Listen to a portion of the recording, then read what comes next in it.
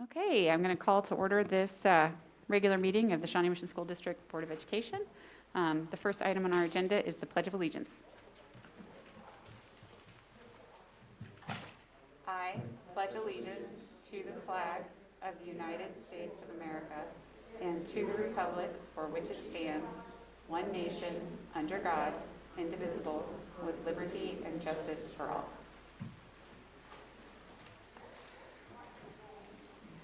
The second item on our agenda this evening is the budget hearing for the year, and I'll turn over to Dr. Fulton and Russ for that. Okay, we have Mr. Gabb come forward.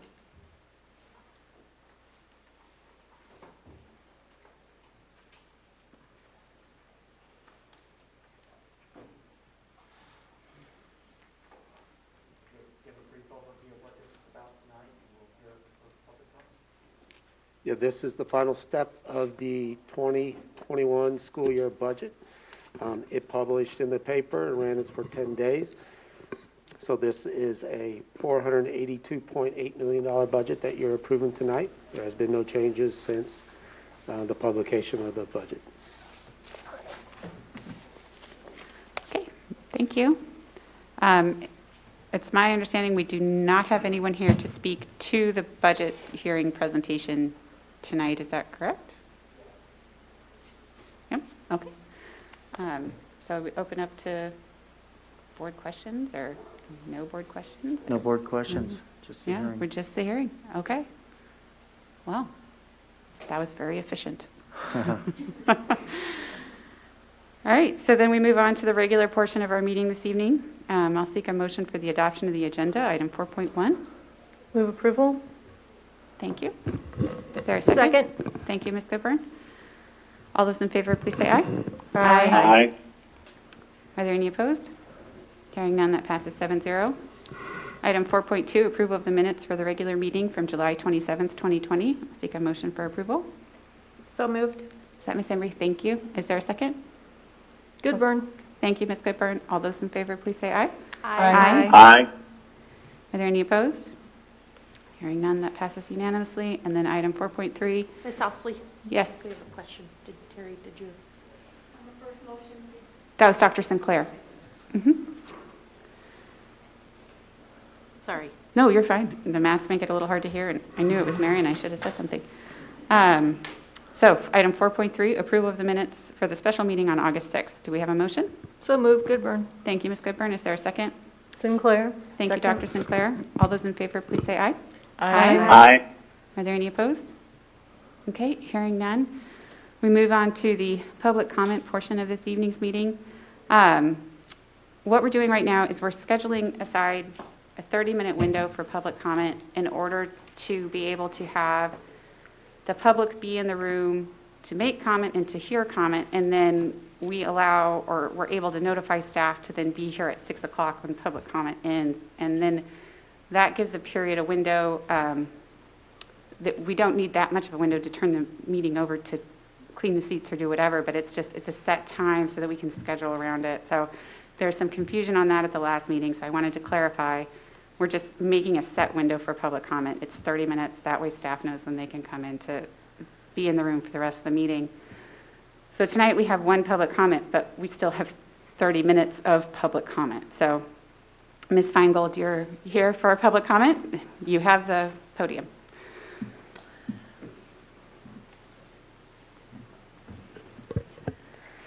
It's kind of a, I'm Lisa Feingold. I have a son at North, blah, blah. Sorry. Anyway, this is related to the budget, but I wasn't sure exactly where it fit in. So budget documents do more than just present financial data.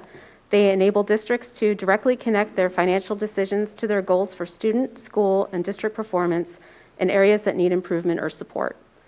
The budget profile provides districts with the opportunity to show how their allocations of resources translates into accomplishments and challenges for consideration. So for over a decade now, SMSD's Accomplishment and Challenges section of the budget profile has listed legislative underfunding as its singular challenge, with the exception of 2014-15, where advocating for all-day kindergarten was added. Compared with Olathe, Blue Valley, KCKPS, DeSoto, Topeka, Wichita, and Lawrence, To name a few, SMSD is the only district that chooses to not list any additional challenges, such as aging buildings, need for bilingual staff, achievement gaps, sped staffing difficulties, meeting social emotional needs of students, transportation cost increases, benefit package increases, increased needs of free and reduced student populations, just to name a few examples. In the past, when I've asked about the limited number of challenges listed in the accomplishments and challenges section of SMSD's budget profile, I've received various answers, including, but most recently, that as a budget document, we focus this section on the financial challenges we are facing. This year, I expected to see at least a few of the COVID-19 related challenges mentioned in previous district discussions, including staffing concerns, the potential of possible unbudgeted custodial overtime, PPE needs, and just to name a few. SMSD is missing a valuable opportunity to more fully articulate the challenges and accomplishments of the district, as surrounding districts regularly do. Naming challenges is not something that a district should be afraid of. In fact, identifying challenges is how staff supports students. In the future, I hope to see SMSD make the most of the opportunity to provide a more accurate description of its challenges as a way to measure both the commitment to addressing them as well as the successes that can surely be achieved. Thank you. Thank you. And so now we're going to take a break until 6 o'clock. Thank you, everyone.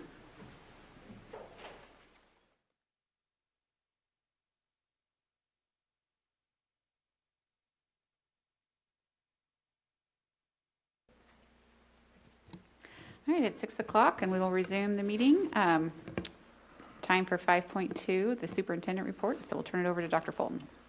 Okay, thank you very much. Well, it's great to see everybody this evening. Thanks for coming out. You know, we're all focused on officially starting the school year and welcoming students back to learning. Since our last meeting, families have made their learning model selections for their children. Teachers have also indicated their preferences for teaching within the learning models. Throughout this week, we are working on aligning staffing based on need and staff preference forms. We're going to be sharing a reopening update later as part of this board meeting, and at that time we'll share more information as well as continuing to share information with the community in the days to come. And we encourage parents, staff, and community members to contact their home school or ask the district with additional questions. And we're really grateful for our school principals and office staff who are working hard to help get ready for the next school year. We have many staff around across the district who are working to prepare staffing assignments along with learning resources and spaces for our students to learn. While there is uncertainty, certainly, our objective remains the same, that each student will have a personalized learning plan that prepares them to be college and career ready with the interpersonal skills that they need for life success. And we're confident that we'll be able to continue with learning regardless of mode that we're in. Most importantly, I also want to thank everyone who is dedicating their creativity, their energy, their compassion, and their unrelenting care for students each day in order to make sure that school resumes and learning continues in a safe manner. So thanks to everyone for their work. Well, speaking of teamwork, we're thrilled to welcome some of our newest members to the Shawnee Mission School District. Last week, we had New Teacher Academy. New teachers and those returning to the district gathered in socially distanced groups at the schools where they attended the New Teacher Academy. The 3-day academy included time with mentors, tours of new work environments, opportunities to meet new colleagues, as well as professional development about curriculum, instructional resources, and best practices. And we're so glad to welcome all these new teachers to our team, which is working to make sure that every single Shawnee Mission student finds success in their learning. The Kansas Foundation for Agriculture in the Classroom has honored Heather Brown, a Belinder Elementary School second grade teacher, for excellence in teaching. She is one of 4 educators honored in the state for the exemplary way that they have integrated agriculture into the classroom. Ms. Brown is recognized for incorporating vocabulary, reading, writing, math, and science into Tower Garden lessons. And for those of you that don't know, tower gardens are gardens that grow vertically, allowing a large number of plants to be grown in a very small space. At the conclusion of these lessons about their tower garden, students enjoy a salad party, so they get to eat their science experiment. So we just want to thank Heather for her outstanding work. I know it makes a difference in the life of each of her students. And then through tremendous community efforts, our Pick Up and Go meals continue to serve as a nourishing and enriching experience for our students. And I want to make sure that you know some of these highlights that go with the Pick Up and Go meal program.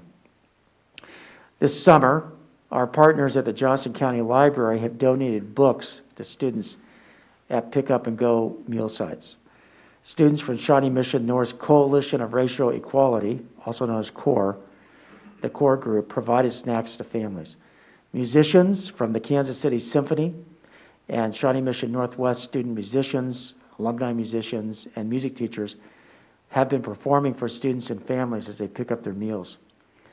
And of course, our food service department, safety and security department, administrators, nurses, social workers, paraprofessionals, teachers, librarians, and numerous volunteers have been making sure that our students have the meals that they need.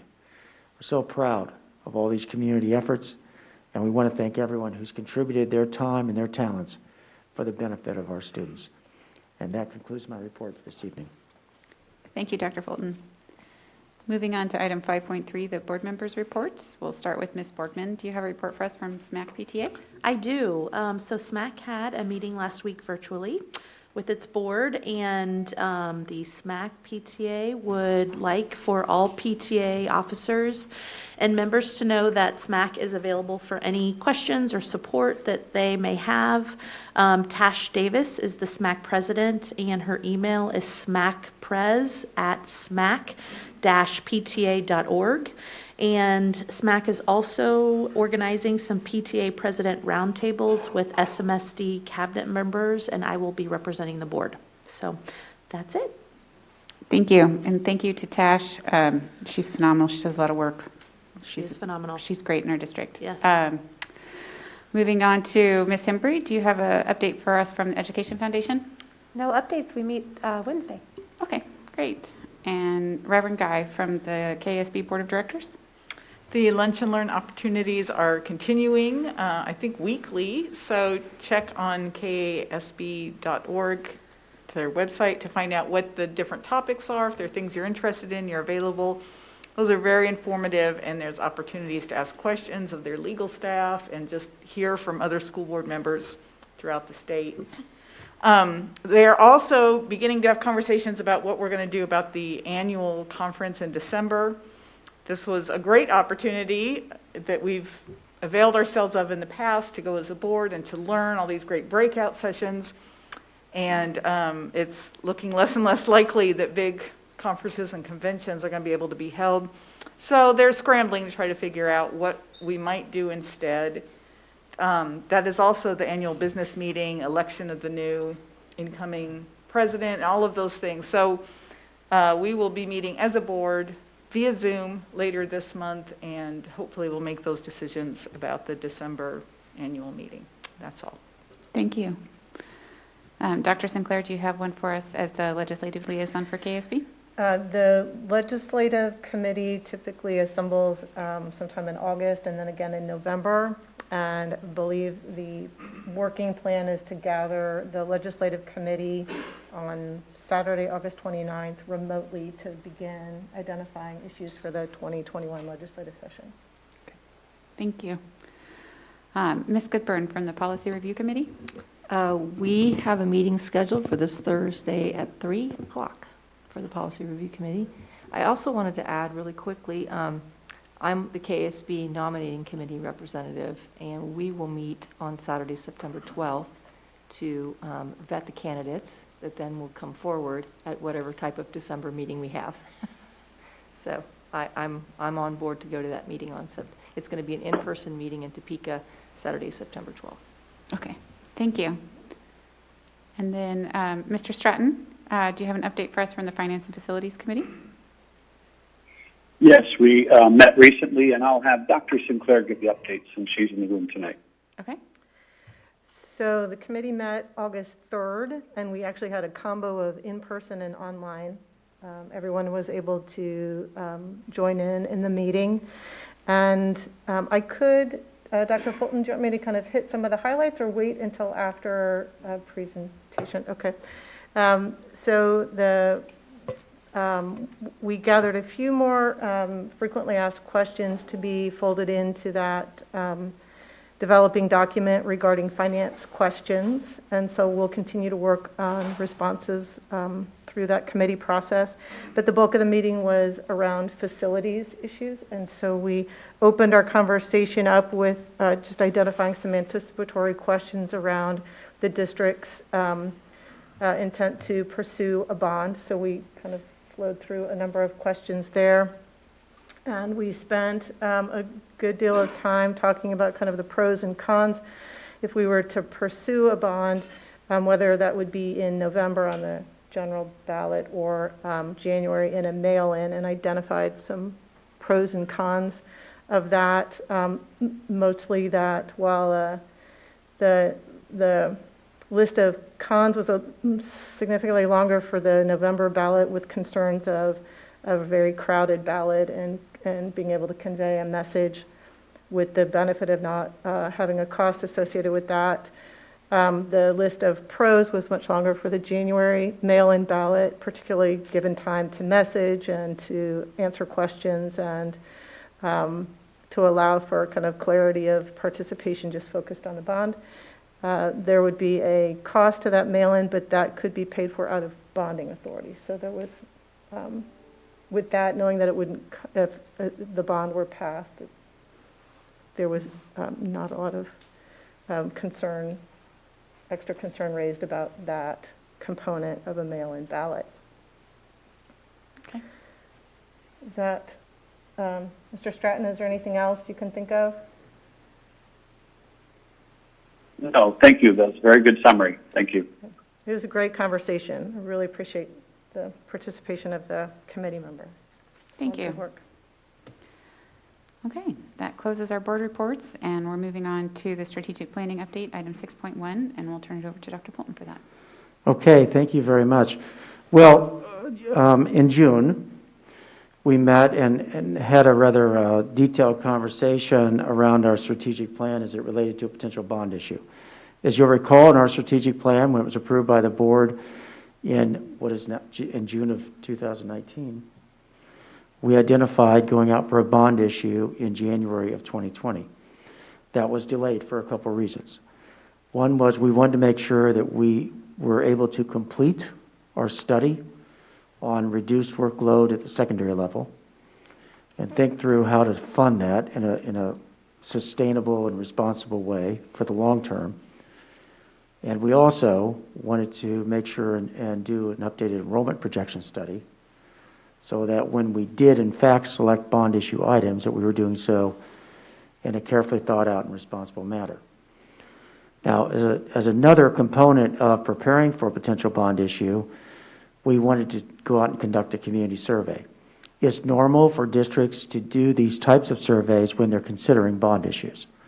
They're extraordinarily helpful, particularly if you ask questions repeatedly from one administration of the survey to the next. So tonight, I'm very happy to bring forward Mr. Ken Sighart, and he is the founder and principal of Patron Insight. He's going to provide a report to you on what he found out in the community survey. And I think you also want to share something about your background that may be of interest to this group in terms of maybe where you went to high school. Yes, go Vikings. That's all I can say, okay? But if I say the year, you're going to start doing the math. I do not want that, but it was a while ago. So yes, it's really nice to be here with you this evening. This is, I think, Patron Insight's third opportunity to do this type of work with the Shawnee Mission School District, so it's near and dear to my heart. I'm not going to make you go through the big text that I sent along in PDF form and hard copy form, but I do have my copy in case we get into some conversation here and you want a specific answer that's not on screen. Really, I want to highlight kind of the areas that we addressed in the survey and what the results were. So if I don't goof this up, there we go. Well, I want to start with, as it says here, a little housekeeping. We talked to 500 registered voters, 100 per high school drawing area.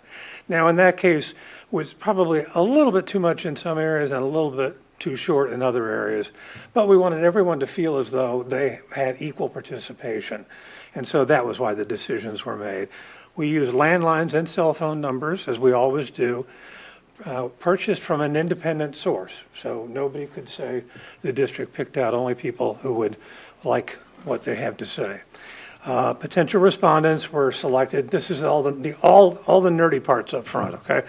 Participants were selected based on the every nth number approach to make it even more random. So first number on the list, 11th number on the list, 21st, and then when we got to the bottom and needed more, we went back to the top. As I said, 100 interviews in each of the high school drawing areas, and the margin of error was no higher than 4.9%. I say no higher than because with that little oversample and undersample, we kind of counterbalanced that with 500 interviews. Because if we did 400 interviews just across the spectrum, it would be 4.9%.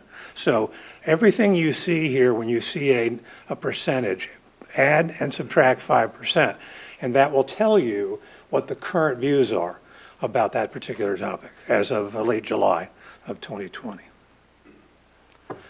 Part one was grading the district's performance. It's amazing what you can find in Google Images here. This is Warren G. Harding Senior High School, 1939-1940. And the student did pretty well, by the way. So we grade because we want to give people an opportunity to kind of get their feet wet on the survey and understand that all they really need to know to have is an opinion. Things they've heard, things they've experienced. It gives us a snapshot of what people think the district's real strengths are and where it may need a little bit of attention. So 17 different factors. It sounds like a healthy list, but really we only tell them how to answer one time, and then we just read that list, which is rotated. Sorry, I said no more nerd. Rotated so that it's not always in the same order. 12 of the 17 factors plus the district's overall score scored a B or better. And by that I mean the statistical equivalent of B. Remember that margin of error. On the plus side, there was really high satisfaction with what happens at the classroom level and at the building level. So the reason that school districts exist, people think you're doing a good job, a really good job. Growth areas are engagement, engagement, engagement, and pretty much I could say that to almost any school district we work with. There's always more opportunities to seek out ways to engage with the community. The ones at the top I'll let you take a look at. We convert things to a 5-point weighted scale so we can look top to bottom. You can't get an A. That would require everyone to say A, and that's not happened since 1992 in about 300 surveys. So we look above and below a B, and you can see that these are all well above a B. Teachers, very high quality of education, availability of technology, safety of students, which, by the way, Dr. Fulton was mentioning longitudinal review. That was the only one that increased by a statistically significant level. It was at 4 something the last time we did this, 4.04 or something, but it jumped all the way up to 4.35. So something must be going right. And then preparing students to be college and career ready. So again, at the top of the list are those factors that are reasons that schools exist. So very good scores. And this gentleman is quizzical about 3 factors at the bottom of the list. District's record on fulfilling promises made to the community, involving citizens in decision-making, and class sizes. And really, again, those are engagement issues. If you have an engagement opportunity and the person didn't know about it, to them it never happened and you're falling short of the mark there. So those are always going to be toward the bottom because they're kind of squishy. But these are not bad in class sizes. It sounds like, based on conversations with Dr. Atha and Dr. Fulton, is an educational opportunity. about class sizes, that perhaps they don't merit a 3.45 in some buildings. So. Then we always like to give people an open-ended opportunity to say what they think the district does really well and where it could improve. And I'll just let you look at that list. And these are open-ended, and we code them based on common words, phrases, or ideas, because otherwise the report would be like this thick with all the comments. And you can see kind of an echo of what we heard in the grading on the plus side. And it's always encouraging to have don't know be the number one on the negative side, because it means that a good chunk of people are not sitting around festering about something that this district has done or hasn't done or has changed. You have 170 out of 400. Need to stress academics over sports kind of comes in out of left field for me. Budget is always there. Pay teachers better is usually there. And by usually and always, I mean in other districts we work with. Budget is always near the top. So it's a good portfolio, if you will. As I look at this and kind of compare it, kind of institutional memory to the district, this district, and to other districts, this is off to a really good start. So now that we've given them a chance to talk about individual things like quality of education and technology, we want to see where the brand is. How would they talk about the district?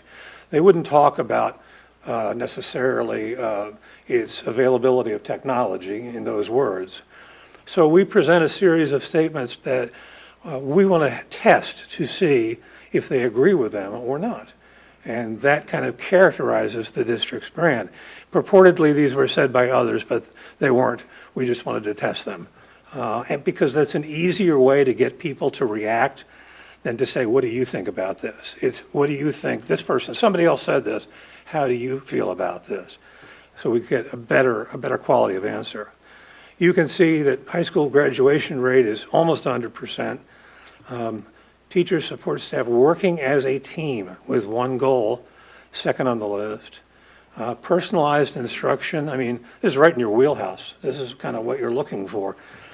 Does believe in taking care of the whole child academically, socially, and emotionally. And facilities in the district have kept up with the changing needs of students. Some places that's true, and in some places that's an opportunity to educate. So then we move to the ones toward the bottom of the list. And I wanted to point out that as you look at these numbers, it's important to remember that these four areas had fairly high, in our estimation, don't know percentages. So we were combining the strongly agree and agrees to get that percentage first. So when you look at 54% for keeping the bond promises, you might go, oh no, does that mean that 46% don't think we are? Well, no, 30% don't know. So that, again, is a communications opportunity. Central office building, open and transparent about its plans and finances, and overcrowded. Buildings are overcrowded. So, again, I always want to look at that. In fact, your strongly disagree and disagree percentages were really low, really low. So we had a lot of don't knows on these areas and a lot of, neutral answers too, which is kind of like meaning I don't know too. So good brand and opportunity to kind of look at the things that suggest that there may be an opportunity for attention. So we're coming into the for a landing here by moving to the project review, and we do that by explaining in somewhat exhaustive detail what the district has undertaken to this point, who's been involved, what the discussions have been about, and that this survey, the purpose of this survey is to see what a broader constituency feels about the ideas that have been discussed. We then present each of them in terms of very factual statements, no selling, You're not going to say, like, one board member asked me one time, not here, said, Ken, can we say, we want to build an addition so that the small school children who are currently in the trailer don't have to put on their hats and coats in the winter to go in and use the restroom. And I said, no, that's sales language. We can't do that. We have to talk about class sizes and things like that, things that they could find on a website, not seeking the pity vote there. So we said, again, they are presented individually, and then we say, if this was on a ballot issue, would you be more likely to vote in favor of that ballot issue, more likely to vote against, or would it make no difference to you? And I'll just let you look at those. Some of the ones at the top are sort of slam dunks usually in questions like this. Everybody wants HVAC and roofs to be in good order. Restroom upgrades, we talked about. Replacing furniture and fixtures at the high school and middle school level. I don't see anything here that would cause me a concern. If we had a 58% more likely to vote in favor and a 42% more likely to vote against, that'd be a little red flag for me that something isn't clicking in the message about why that's important. So that would be a decision. As it stands right now, these all look pretty good. In fact, as I said there at the bottom, the highest most likely to vote against was on the furniture and fixtures at the high school and middle school, and it was only 25%. So it sounds like the people who did the work to come up with this plan are kind of hitting what people really are, if not excited about, appreciative of, and feel like it's a good idea. And I don't know where part 5 went. It became part 6. I just noticed it sitting out there. So it's not hiding in the deep state or anything. After we did that, presented all the ideas, we said, all right, if the bond election was held today, and it cost you $22 in additional taxes per year for each $100,000 of home value, would you strongly favor it, oppose, or strongly oppose it? Now, we had some lean favor, lean oppose, but we didn't read those to the person being interviewed because we don't want anybody to sort of cop out. But if the person said, well, I kind of support it, the interviewer would put them in lean favor. So we start with the highest possible number that we wanted to ask about. And you can see 63% said they would strongly favor or favor. Plus or minus 5, you're in a good spot if the election were held today. So that's really a good starting point. It's an excellent starting point. Those who could not strongly favor or favor at that level were asked about an $8 level for fewer projects. We don't specify the projects. That's your job. We don't want to paint you into a corner by saying, if we took out this school and this school, how would you feel? That's your job to do because you know the facts. And that we jumped all the way to 78%. So we jumped 15%, which is way clear of our margin of error, meaning it made a difference.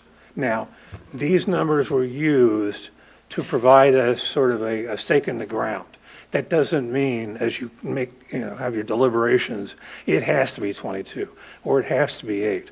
But you see, there appears to be a little wiggle room between 8 and 22 in terms of support. So, but you could go with those exact numbers, one of those exact numbers. When we went to no tax increase for even fewer projects, it was 83%. That's not a statistically significant jump. So it was essentially the same score as the $8 increase. So it's good news. And in case you're wondering, does anybody get 83 or 84? We did a survey for Lee Summit last fall, and the survey came back 81.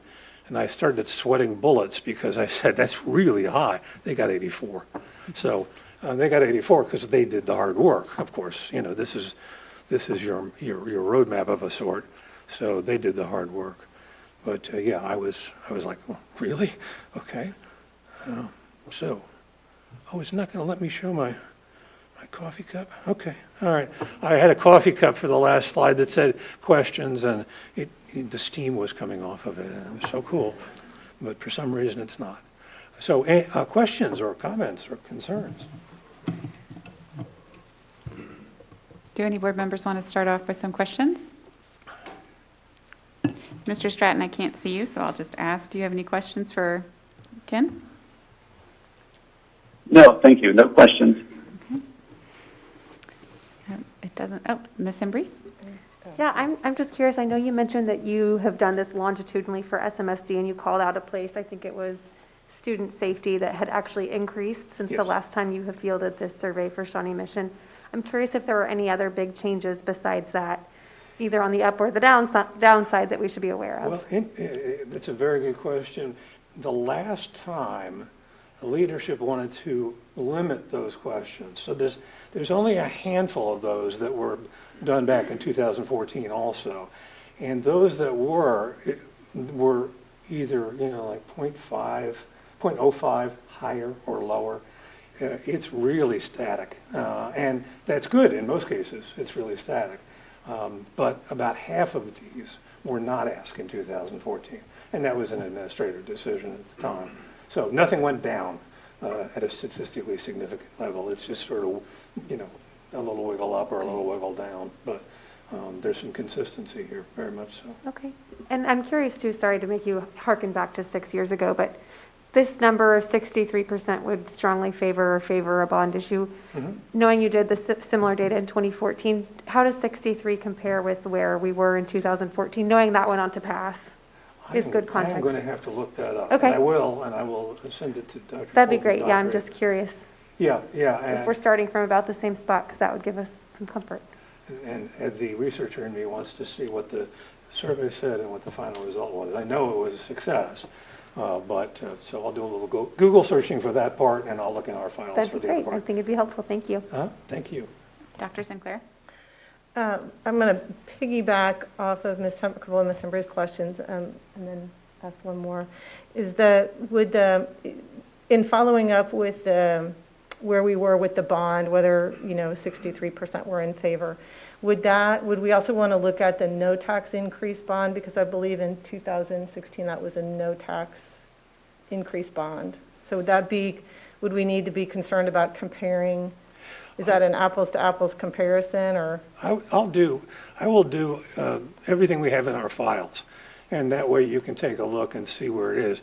I just know from memory, institutional memory, if you will, that it came back strong, Yeah. both of the other times. Okay. And just how it compares to what the final vote was, I'll just do a little work on that and get back to you. Thank you. Mm-hmm.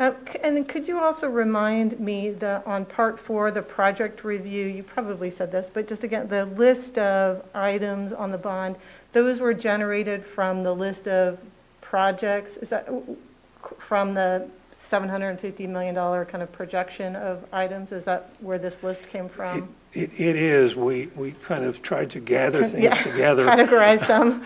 Yeah. I once told the superintendent, "You're not getting the doors on the back, locks on the back door in the survey." Okay, that's not important. So we said up to 6 schools being, replaced and things like that. So yes, it was through that, and we worked very diligently with the great team here to make sure that the wording was inclusive of the major projects. So, yeah, it's up to 6, and that gives us some opportunity then to say fewer projects and get people get in their mind, well, maybe that doesn't means no, not 6. Well, 4. and I appreciate our community's value in things like HVAC, lighting, and roofs. Just making sure the bones of our facilities are solid is really good to see. I do have one more question, but I can wait if we want to go around the horn and come back. Okay. Anyone else have any questions? Ms. Coburn? I don't have questions, but I was on the board back. I know. And I'm going to. We've been down this rodeo I'm going to go before, out haven't there we? and say that, okay, I think I remember that, I don't remember the exact percentages, but we did have a favorable response to be able to go out and do a tax increase bond issue, I believe. But the decision was made at the time to not do one. And I believe it passed the bond at around 85%, but somebody in the room might want to correct me on a few, but I know it was in the 80s somewhere. And I don't know what our percentages were, but I remember having the discussion of whether we wanted to do a tax increase bond issue at that point, but I think we had what we wanted to be able to do and wanted it to pass at a good percentage, so I think that's what I remember. I seem to remember that was the case. Yeah, I just don't remember the exact percentages of this. Well, you now given me a fun challenge. So I'm going to look all that stuff up and make a graph and something like that, and nerd out tomorrow. Okay, so I'm not sure if my question is for you, Mr. DeSignhart, or for Dr. Fulton. Just looking at the areas for continuous improvement, because I think that's an underpinning of public education and education in general is looking at continuous improvement. So looking at the slide 6, I think, where we have the list of factors that our community is looking for maybe a little bit more attention. So the district's record on fulfilling promises made to the community. Just in your experience in being a superintendent, looking at these evaluations, having the long-term planning for the bond, laying out kind of an 18-year plan and having a 10-year strategic plan, do you see those going hand in hand with being able to address? I mean, I would like to believe that that's the case, but that's from a day-to-day basis. Do you see that as? Yeah, it's very important when you're dealing with a bond issue or a strategic plan to keep those ideas in front of people on a regular basis. So, for example, the issue of safety came up as being statistically significant. Well, when you look at everything that was done from the last strategic plan and the bond issue that went with that strategic plan around that whole notion of safety, there was a lot. People obviously paid attention to that. And I think it was also something that we probably talked about. So they're aware of what happened with our safety plans. And I think that's true today as well. If you keep that in front of folks and you help to tell the story about what you've done with that bond issue money, it really helps kind of keep it into the community memory. And so that's part of our work is engage folks in not only what this future bond issue may include, but then once it's done, keep it in front of folks so they're mindful of the notion that, in fact, we have followed through on our commitments. And you do see, typically, as you do that, you will begin to see that data begin to rise. Now, it gets, I think the bigger the district, the more difficult it is to get your story out. And that makes sense. Mm-hmm. So that's the other challenge we face is size sometimes can be an advantage, but on communication it makes things a little bit more challenging. We just have to continue to, as Ken has said, engage, and keep refining our methodologies, our strategies for engaging people in the conversation around our schools. Thank you. It's good feedback. Thank you very much. Thank you. I appreciate it. Well, so based on the information presented and other information the district has gathered, do you, Dr. Bolton, do you have a recommendation for the board with regards to the bond? I do have a recommendation, and I promised you that when Ken came and presented that I would have a recommendation for you as a follow-up to that study. At this point, looking at the data and understanding that we are in the midst of trying to get schools started for the 2020 school year, and knowing that that won't happen until after Labor Day, the November date is going to approach very, very quickly. And my concern is it's really almost too fast. You know, we want to make sure that when we do this bond issue that our community is fully engaged, absolutely informed on everything that's going on with this bond issue. So my recommendation would be that we look at a January date. I think that's consistent with what the Finance and Facilities Committee talked about the other night. I think November would be a fine date too. It's just we want to make sure and get the information out there. You know, we've talked about transparency. We have been transparent.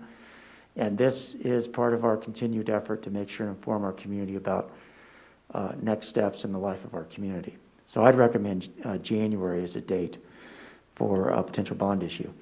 And then along with that, I would recommend that we work with the data that we heard about tonight. Think about what the right approach might be. Is it plan A? Is it plan B? Is it something in between?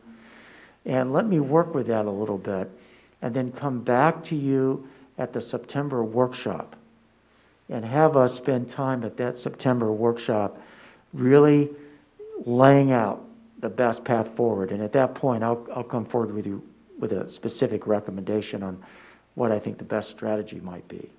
So that would be my recommendation. Go out for a bond issue in January, and let me come forward with a specific recommendation at the September workshop regarding what that bond issue would look like.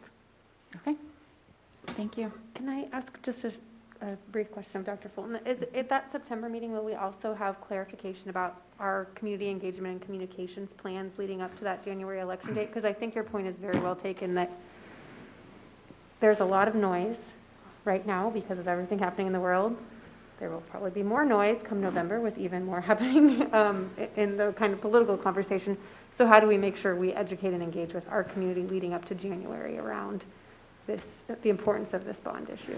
Absolutely. We can, that's an important piece of this. You want to make sure that people have the information that they need, and I think by delaying it to the September workshop, we'll be in a great position to come forward with a definitive plan on how to engage the community. And then would you mind, Dr. Fulton, addressing the cost? I know Dr. Sinclair touched on it, but could you address the cost associated with the January bond? Absolutely, and they talked about this at length in the Finance and Facilities Committee. If we were to place this on the ballot for November, it would not cost us anything to do that. Okay, it'd be free. But if you go in January and do a mail-in ballot, we have to incur the cost of that, and it costs $250,000. Now, you can pay for that out of the proceeds that come about as a result of passing a successful bond issue. So it can be written off against a bond. Now, free is always best, but I think what's even more important than that, though, is making sure that we're effectively engaging our community on what this bond issue is about and why it's important. And again, you can write that off against the proceeds from the bonds. It doesn't come out of the operating fund. Thank you. And then historically speaking, when you have a mail-in ballot, what is the voter turnout typically like? I would have to look that up. It's not going to be as high as it would be in November.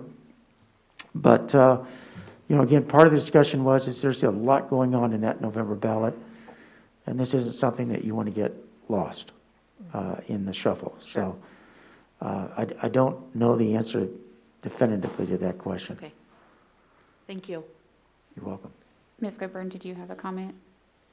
Again, I'm going off my memory, so I'm going to wait till we have the data on that one. But I remember it being fairly high for a mail-in ballot. But anyway, probably not as high as a presidential election, though, in November. But anyway. True. I'll just say I have concerns about the cost, but one of the things that was stressed by the community was engagement and making sure that we were, inviting them into the conversation and making sure they had the information as to what was going on with the district. So, the benefit of meeting the community's needs to be engaged in the process and to get the information that they need to make an informed decision. I hate to spend the money, but in any event, it's useful to have the data from the community and what they're prioritizing with regards to how they make their decisions about the district. And so I think that's useful information to have. Agreed. If I may add, too, I've always been impressed, given the methodology that Ken and companies like his use. I've always been impressed at how accurate they are. I mean, these things are usually pretty spot on, plus or minus a few percentage points. So you can take the data that he has kind of to the bank, really. But the data is always just a starting point. When you look at, for example, the percent of people that would support a particular idea, whether it's a no tax rate increase or a tax rate increase, it's really, really important that you not assume that that's what's going to happen. You have to make sure and get that information out to your community so they're fully informed when they go to the ballot box. Go ahead, Sarah. Okay, so I just pulled up the election history. Oh, thank you. While we were sitting here. 31.69% turnout. It passed 82%, no 17%. So I believe I believe I'm reading that correctly. Thank you. FYI. I tried to look up the presentation from 2014, and I got through 6 months' worth of meetings, but I did not see the presentation in the board doc, so he's going to have to check his records for us, because I didn't see it. But in any event, I think we're ready to move on to 6.2, reopening school update, unless there were any additional final comments or questions I missed? No? Okay, great, thanks.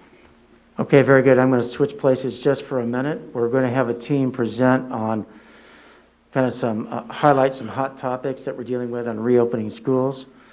And I'll have each team member introduce themselves, their name and their title when they come up, if you don't mind doing that, please. And they all know the order that they're going in. So I'll start off, and then I'm going to hand it off to Shelby Rebeck, district nurse. So let me go up real quick and get us started.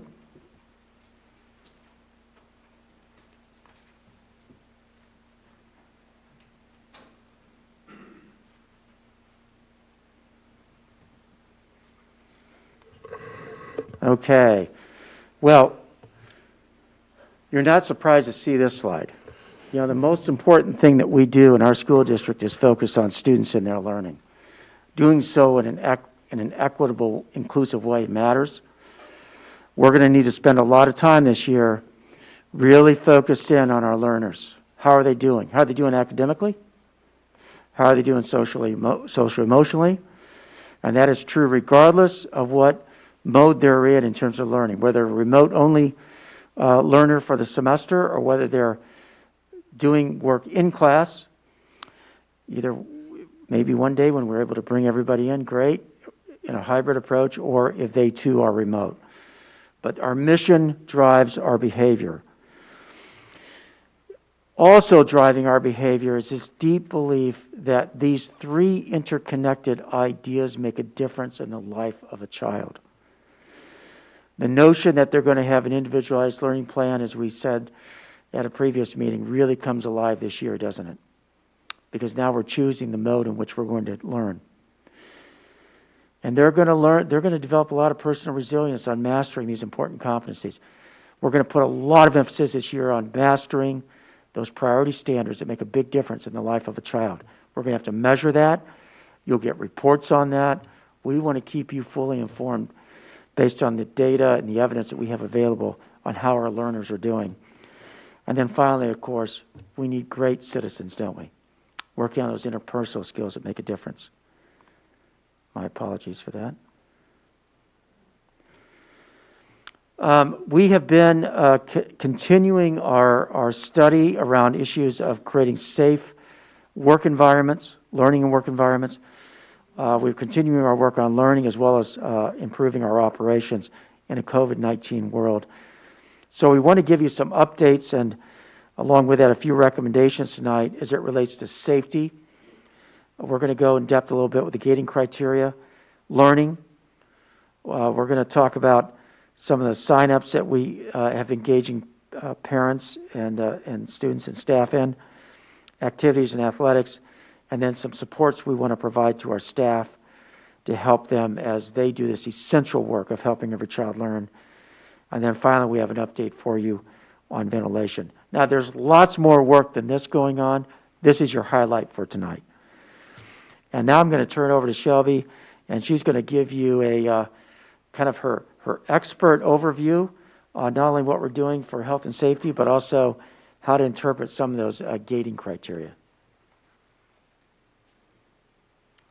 Well, good evening. As Dr. Fulton said, I'm Shelby Rebeck, Director of Health Services.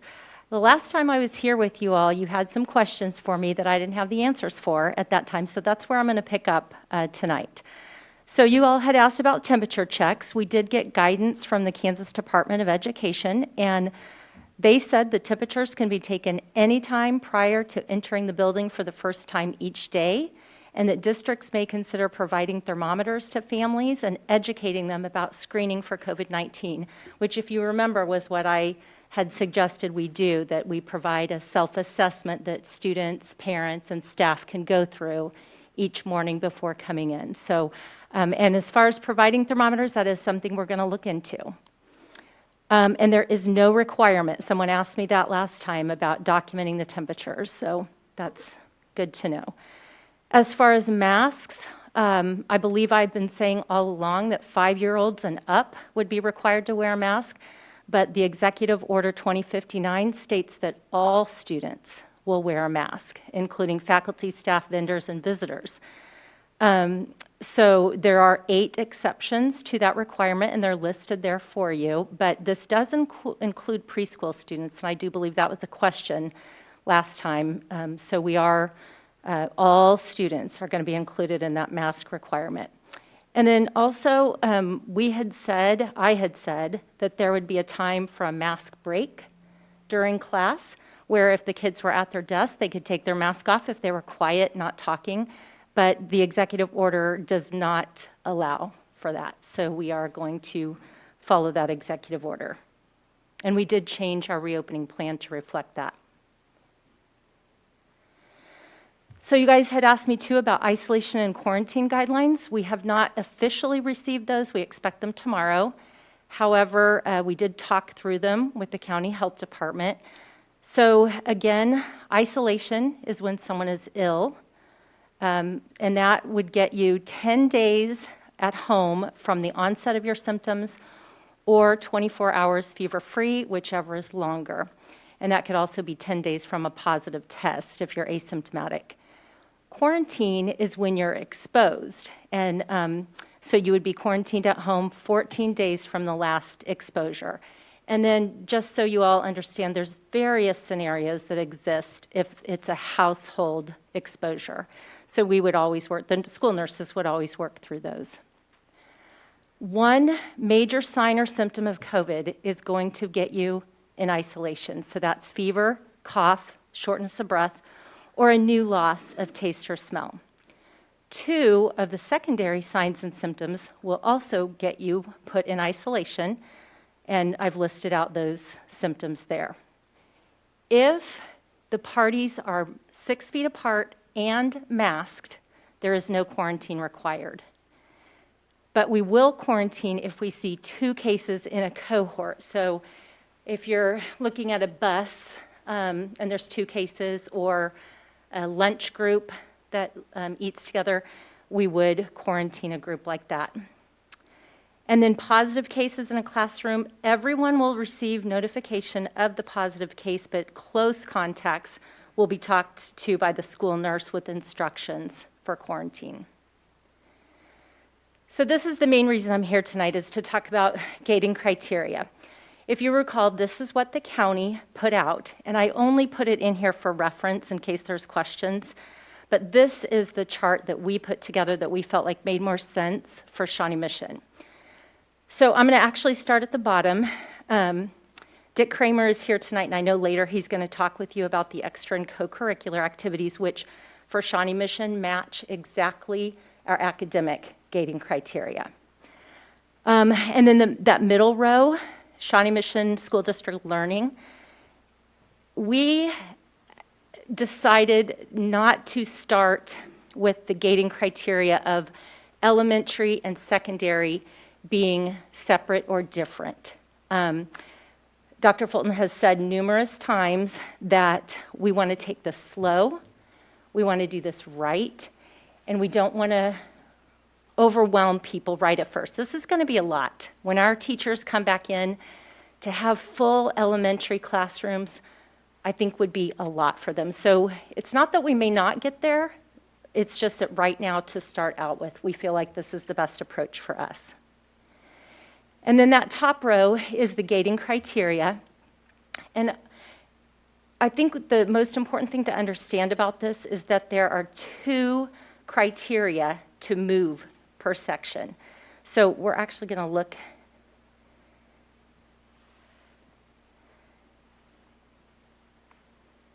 Uh-oh. Hang on. Wrong one. Here we go. All my helpers were coming to rescue me. So this is the Johnson County Department of Health and Environment, their tableau site. And you'll notice at the top, we're clicked on gating criteria. That's very important. The first chart is your percent positive. So if you look over here, 10.3 is the number that you I don't know if you can see my cursor very well. Sorry, that's really small on your screen, but 10.3 is that number for today. So today, we are at 10.3% positive. If you recall, that puts us in red, the remote, over 10%, right? But if you look down here, all you have to do is look at the trend line of the new cases, that second graph. And you can obviously see that it's trending down and or maybe stabilized just a little bit. So we didn't meet both gating criteria to move out of whatever, if we were in hybrid, we're not moving out of hybrid because we didn't meet both gating criteria.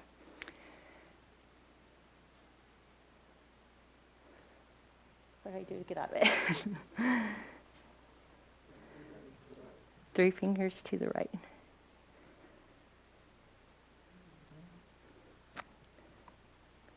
Oh, there we go.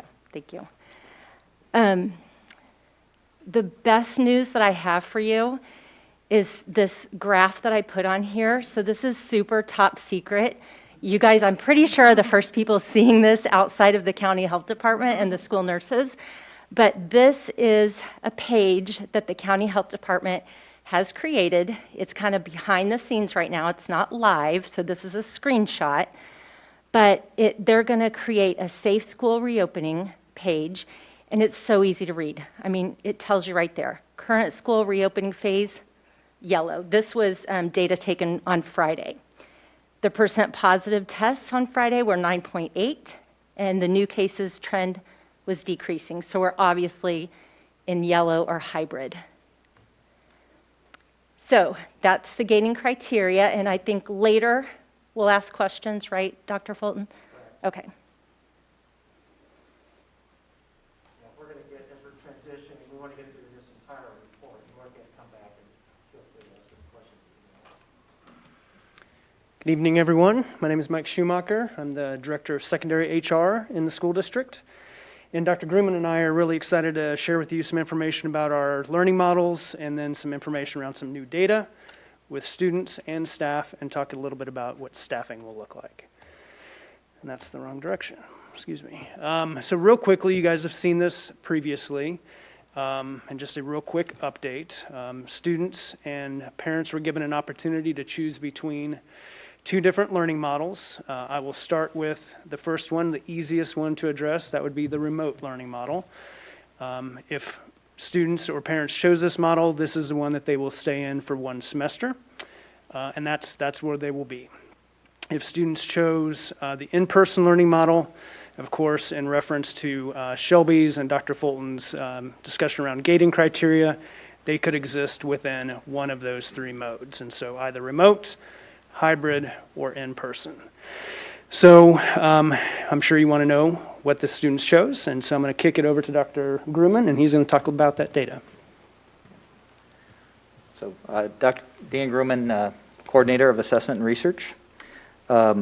So we opened the survey to parents through Skyward. I think it was around July 28. We'd give them a window of approximately 1 week. The form itself was turned off on August 5th, which was last week Wednesday, but then schools have had some opportunity to reach out to parents, make individual phone calls, those sorts of things, even from Wednesday all the way up. In some cases, phone calls are being returned through the weekend. So the results, the attendance preferences snapshot as of the end of the day Friday. As you look at this, the dark orange at the bottom are responses that are non-responses yet. So we were able to reach or get responses from well over 90% of our students, but there are still some that are left blank.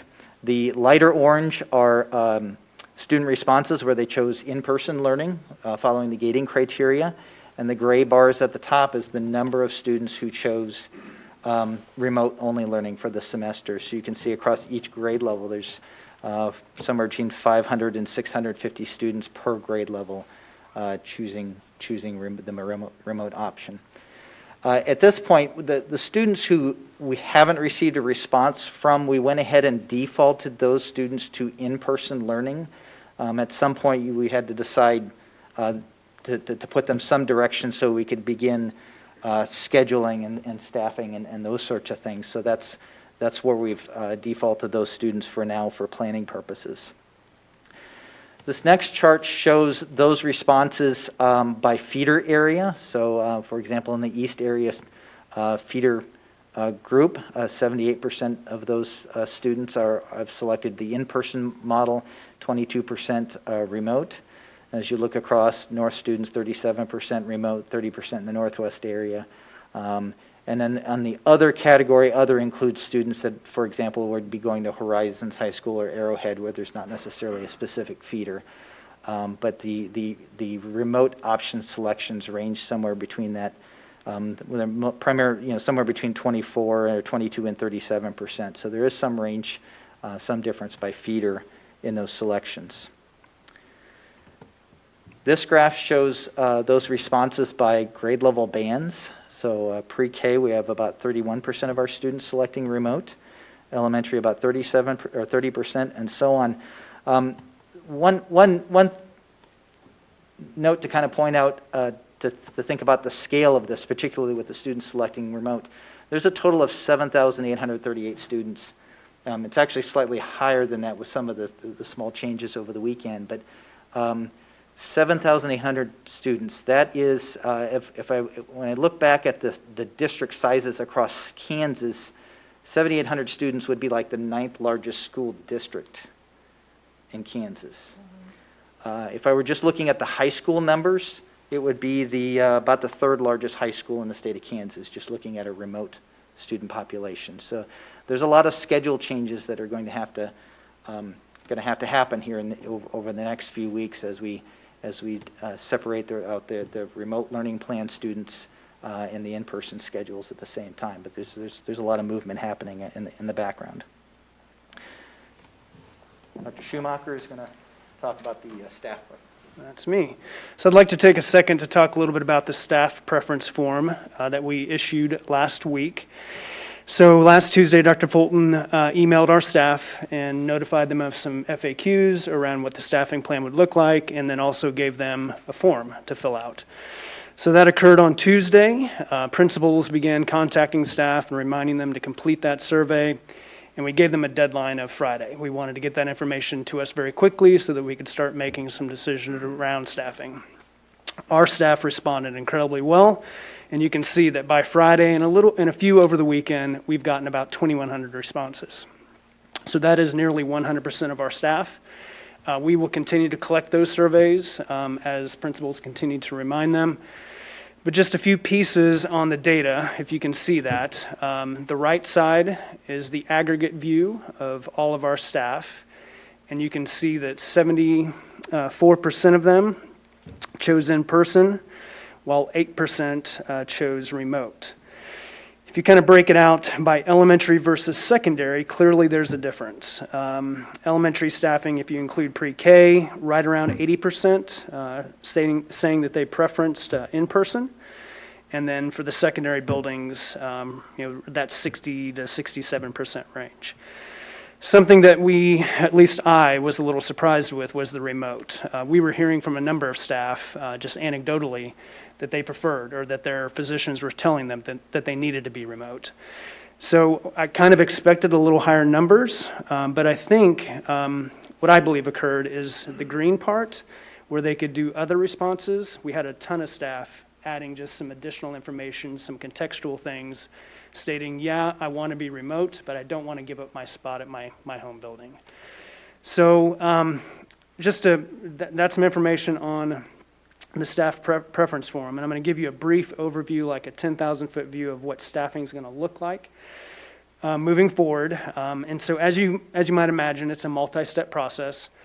Starting with the student data, and so that's the first piece. We always say that staffing starts with student selection.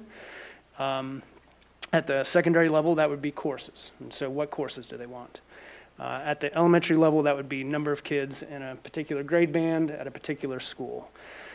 The second piece would be the teacher preference, and so we clearly want to make sure that we're trying to meet the needs of staff, what they prefer, what they're good at, what their needs are, while matching that up with student preference. So those two pieces have come together. And one of the things that I'm really proud of with our team is that we had an initial plan to staff this remote program, but we've been responsive. We've kind of shifted gears. We've taken a look at this data, at the student data, and we realized that we needed to make a few shifts, okay? Friday, we spoke with Shawnee Mission NEA. Everyone's in agreement, and we feel like we've got a plan together that meets both students and staff needs appropriately. So again, real brief overview. At the elementary level, we are going to pull those kids who've chosen remote into a remote program. This is a little bit in the weeds, but we'll cross-entity them, so they'll remain at, for example, Apache as their home school, but they'll also be entitied at the remote program, so that we know that they're in that program. And then we'll assign staff to them, okay? With the two caveats that we're going to make every effort to keep, in this example, Apache kids together. So if there's a section of Apache kids, we'll keep them together as a cohort and have an Apache teacher who's been reassigned to remote teach those kids. If that doesn't work, we will try to keep them within feeder patterns. And so same feeder pattern, again with a feeder pattern teacher. Secondary, again, this was the big shift. So we initially thought that we would pull kids into this remote program and then pull staff into that remote program. But what we've learned is that there's so many numbers, such high numbers of students who are wanting remote at, say, West, that we can build a school within a school. And so that's the idea right now. We met with the secondary principals, and that's going to be their task, is to pull out those remote learners from, let's say, West, reduce the numbers of their in-person student population, and run 2 master schedules. One with in-person and one with remote. Wow. The benefit of this is kids at West, in this example, will get West teachers. Kids will be with West students and vice versa. Now, clearly, we're not going to be able to offer all of the courses that those kids want at that particular school, but we'll be able to, again, in the weeds, cross-entity them with other buildings. So let's say we can get them 5 out of 7 periods at West, but then they pick up a course at East and they pick up a course at North, and they have a full schedule of remote. A lot of work to do yet, but the plans are in place. We're moving forward. Principals are on board, and we have a lot of work to do. So that's the staffing update. I'll answer questions at the end, I believe, but I will kick it to Dr. Neal. Wait till the end.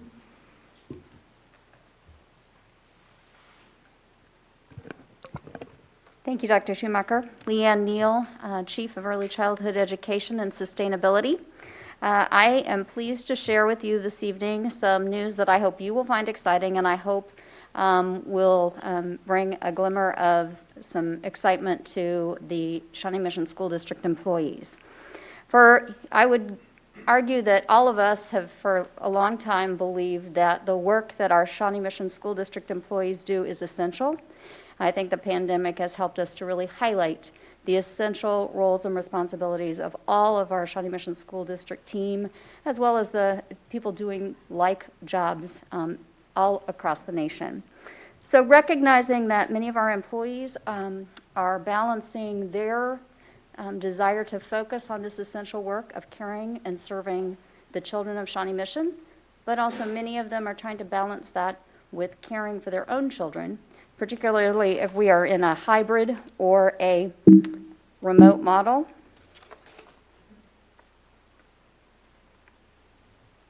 There we go. Hybrid or a remote model. We went out to our partners, and I have to give credit to Johnson County Parks and Rec District and YMCA of Greater Kansas City for their willingness to have conversations with us and to do more than just that, but to really collaborate and to develop a program and a plan that we could bring to you to offer care at a very cost-effective, we believe, rate for our staff members. Into the ability to do this, what we bring forward to you that you'll consider later in the agenda would be a pilot program for the first semester, but if we, after we review it, November, December timeframe, if we believe that it's something that we want to continue, if the need is still there, because we don't know what that will look like, say down the road for second semester, we would be asking for the ability to continue that waiver of those facility use fees to continue the program should we decide to do so. But in this program, for hybrid and remote phases for our staff, we would be able to provide them care, and the fee base would look like this. In a hybrid model for Shawnee Mission School District employees with children grades pre-K to 6 enrolled in Shawnee Mission schools, for that hybrid week, they would be able to have 3 days of care, inclusive from 7 a.m. to 6 p.m. if they needed that, and access to before and after care on those 2 days when they would be on site for a cost of $75 for that week. For the remote plan, it would be 5 days of care, again inclusive 7 to 6 so that before and after care is included, for a cost of $25 a day or $125 for the week. On the weeks when we would be able to be all on site, then the standard rates would apply. And our community families, while we would not be able to provide them access to this during the day care, they would be able to continue to access before and after care as they have, and the pre-K wrap care as they have when we're attending on site. So that's an exciting plan. Again, I think it highlights the collaboration and the value that all of us feel around trying to support our employees who are trying to balance their own needs to provide great care for their children while being able to focus on their roles and responsibilities. During that, they would have access to meals through our meal program. We would also schedule them for the recess and outdoor time that they would need within the buildings. And if we didn't meet the minimum 8 student threshold to be able to have the care at each building, we would look at co-locating that care site. While we won't be able to provide transportation for them if we have to do that, because we've provided that inclusive 7 to 6 care, they would be covered for that ability to drop off, get to their work site, finish their day, and get back to pick up. Wow. Thank you. Thank you, Dr. Neal. Good evening. I'm Richard Kramer. I'm the Director of Activities and Athletics for the district. The slide I would like to talk to you tonight is how we have defined our high risk, moderate risk, and lower risk activities and the criteria that we will be using this year. This is based from the National Federation of High School Sports, which is our governing body. They govern all the state associations. And if you look here, to make this as simple as I can, because we use the same gating as the academics do. If you're a high-risk activity, that first column there defines what that is. Below it are examples. That would be our football, wrestling, competitive cheer, dance. Even would include performing arts, band, choir, and theater type activities. So if we were to have high-risk activities, we would need to be in the green area. Moderate and lower risk activities can occur when we're in yellow or green. So for instance, if we were to have sports today, fall sports start today, we would be in the yellow, and that would allow moderate and lower risk activities to start. If you're in a high risk, you would be allowed to continue to practice, condition, and then when we get to the green, then you could compete. So that kind of gives you an overview of those 3 levels, how they relate to our gating criteria that we use for academics, and now we're using for athletics. Thank you.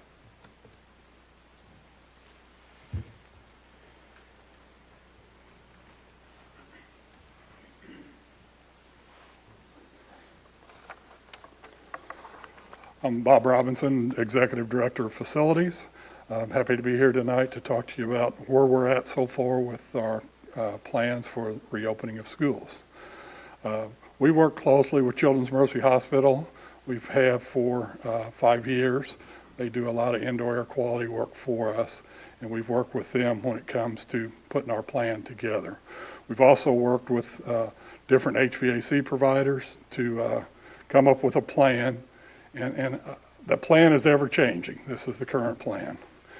What we're going to do is increase fan speed where possible, increase the level of filtration where possible. We're going from MERV 8 to MERV 11. Where it's possible, we'll go to MERV 13 in some critical areas.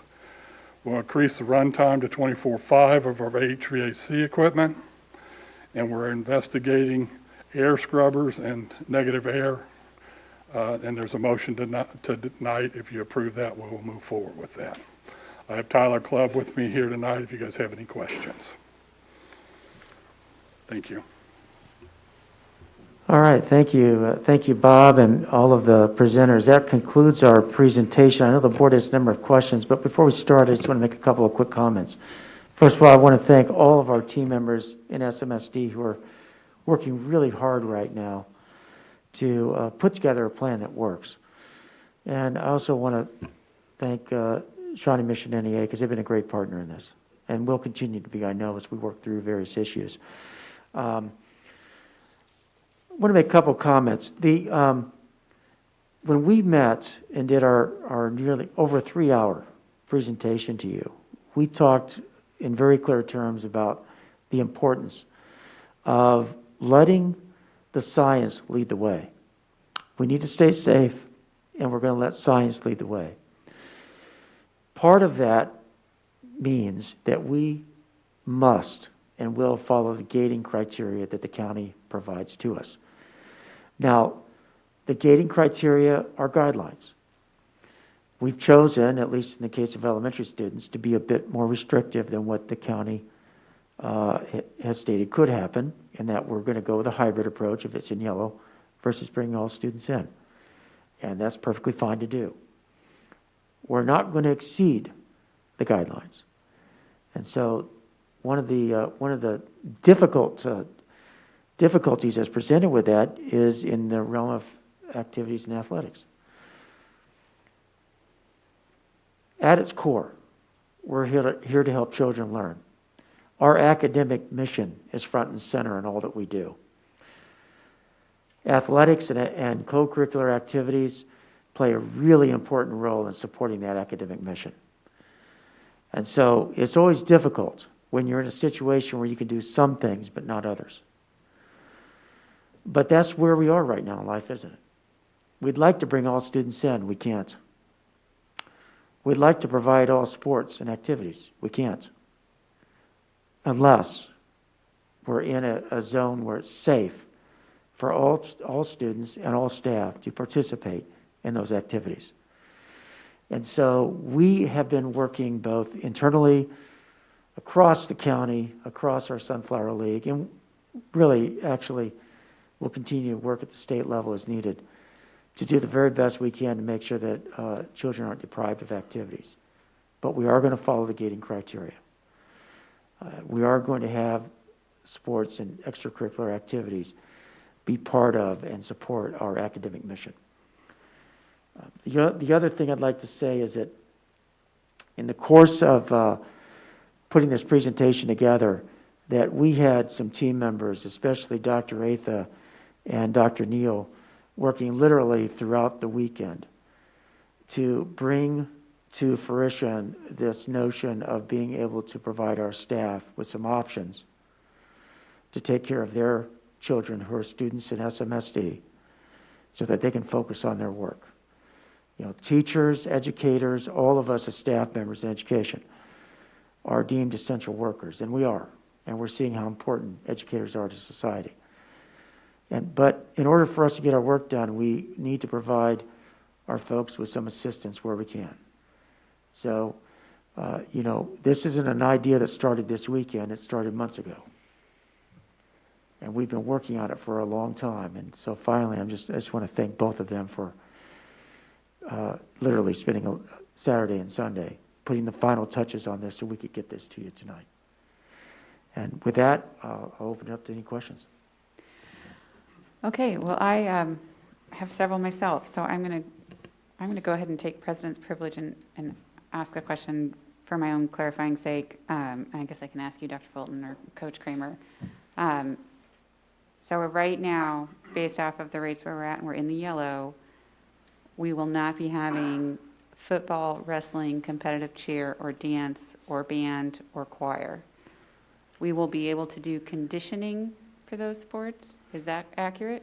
But not play the sports? We have the experts here to answer that. Perfect. So between Hi, Coach. Thank you. I just know that this is Go going ahead to and be come one on we up. get all the questions on. I can So, speak to the athletic piece, and I'll have Bill speak to the performing arts piece. perfect, thank you. That is correct. When you're in the high risk and we're not in green, they are allowed to continue to practice using mitigated practices. Very much like we're doing now in our conditioning. That would continue, but probably with a little bit more implements involved. But they could not compete until we got into the green area. That would be for every one of those high-risk sports. For us, though, cheerleading, we're going to remove the stunting from the cheerleading. So cheerleading now will be a moderate to low-risk activity because there'll be no stunting involved, so no touching. They'll be able to maintain their distance, and they can continue to have that activity. Okay, thank you. Bill. Good evening again. I'm Bill Thomas, Director of Performing Arts for the district. And the same thing applies. We're following the same guidances because, again, co-curricular education is first. But when it comes to the sport of what we do, the concerts and all that sort of thing, they're going to take a back seat. We can continue to practice. Again, mitigating factors. Everybody wears a mask. We can still sing if we're wearing a mask. We can go outside and rehearse. We're talking on your agenda tonight is the HEPA filters for the high-risk areas of band and choir to help out in those areas. Time factor, 30-minute long rehearsals indoors and then, move to another space. We're changing classrooms so that the largest group can have the largest classroom. Maybe it's the auditorium. Maybe it's no longer a band, choir, and orchestra room. Now it's whoever has the largest group can go to that largest room. So again, there's more space between the folks. So absolutely these activities can still happen. But we're doing it a little differently because everything is different right now, but we're all still good to go. Okay, thank you. All right, so just to be fair, why don't we go around the table and we'll start with Ms. Embry and, go ahead, Mary, do you have We a, wanted, well, I was just going to say, I had another sports question. or do you want to? Yeah, so before I. Just keep all the sport- Try to hit thematically maybe, so our good folks here with all the answers don't have to keep walking back and forth. So just for clarification then, if I have a student in cross-country or in volleyball and we open schools in yellow phase, in that hybrid phase, those activities, those sporting events would be allowed to continue with all the mitigating practices in place. So a cross-country meet, you might have gated starts or... Exactly. Cross-country, and each sport will have its own specific gating or mitigating circumstances. So in cross-country, we would start in waves. Okay. You might start with your number ones first, 30 seconds, 40 seconds later, number 2, 3, 4, and so on. You may run your varsity first, clear out 30 minutes afterwards to run the next event. Those haven't been totally decided yet, but that would be some of the ways we would run those competitions. Volleyball, again, we haven't talked about spectator aspect of the event, but they would very much carry on just like they've always have. Okay, all right, thank you. Yep.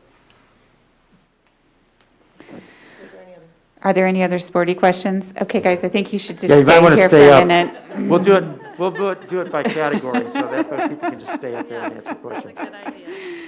All right, go ahead, Ms. Embry, thank you. Or, sorry, I was looking at Jamie and saying Ms. Embry, so that was very confusing. Go ahead, Ms. Boardman. It's already confusing because you can't see anyone's mouths, so, yeah. That's fine. So, hi, thank you for being here. We appreciate it. So, when a kiddo, regardless of what sport they're in, if they are exposed to COVID, if there's a COVID case on the team, what does that look like?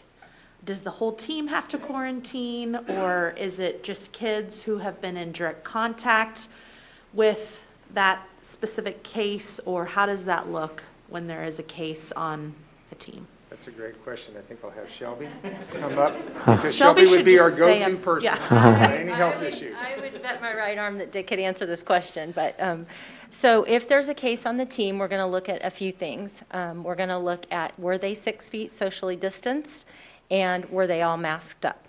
If that is the case, then there is no quarantine necessary. So we'll notify everyone that, hey, there was a case, but because you guys did such a great job with the mitigating measures, no one has to quarantine.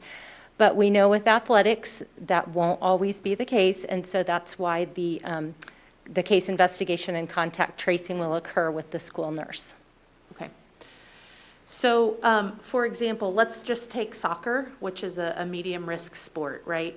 So let's say that a soccer team, you know, a forward has COVID, and then that forward is practicing with all of the other, you know, forwards. And so, I mean, could potentially, like, your entire, you know, all your forwards have to quarantine then? If Potentially. Okay, okay. I mean, if they're staying 6 feet away from each other, they're not coming up to defend each other, they're really staying 6 feet.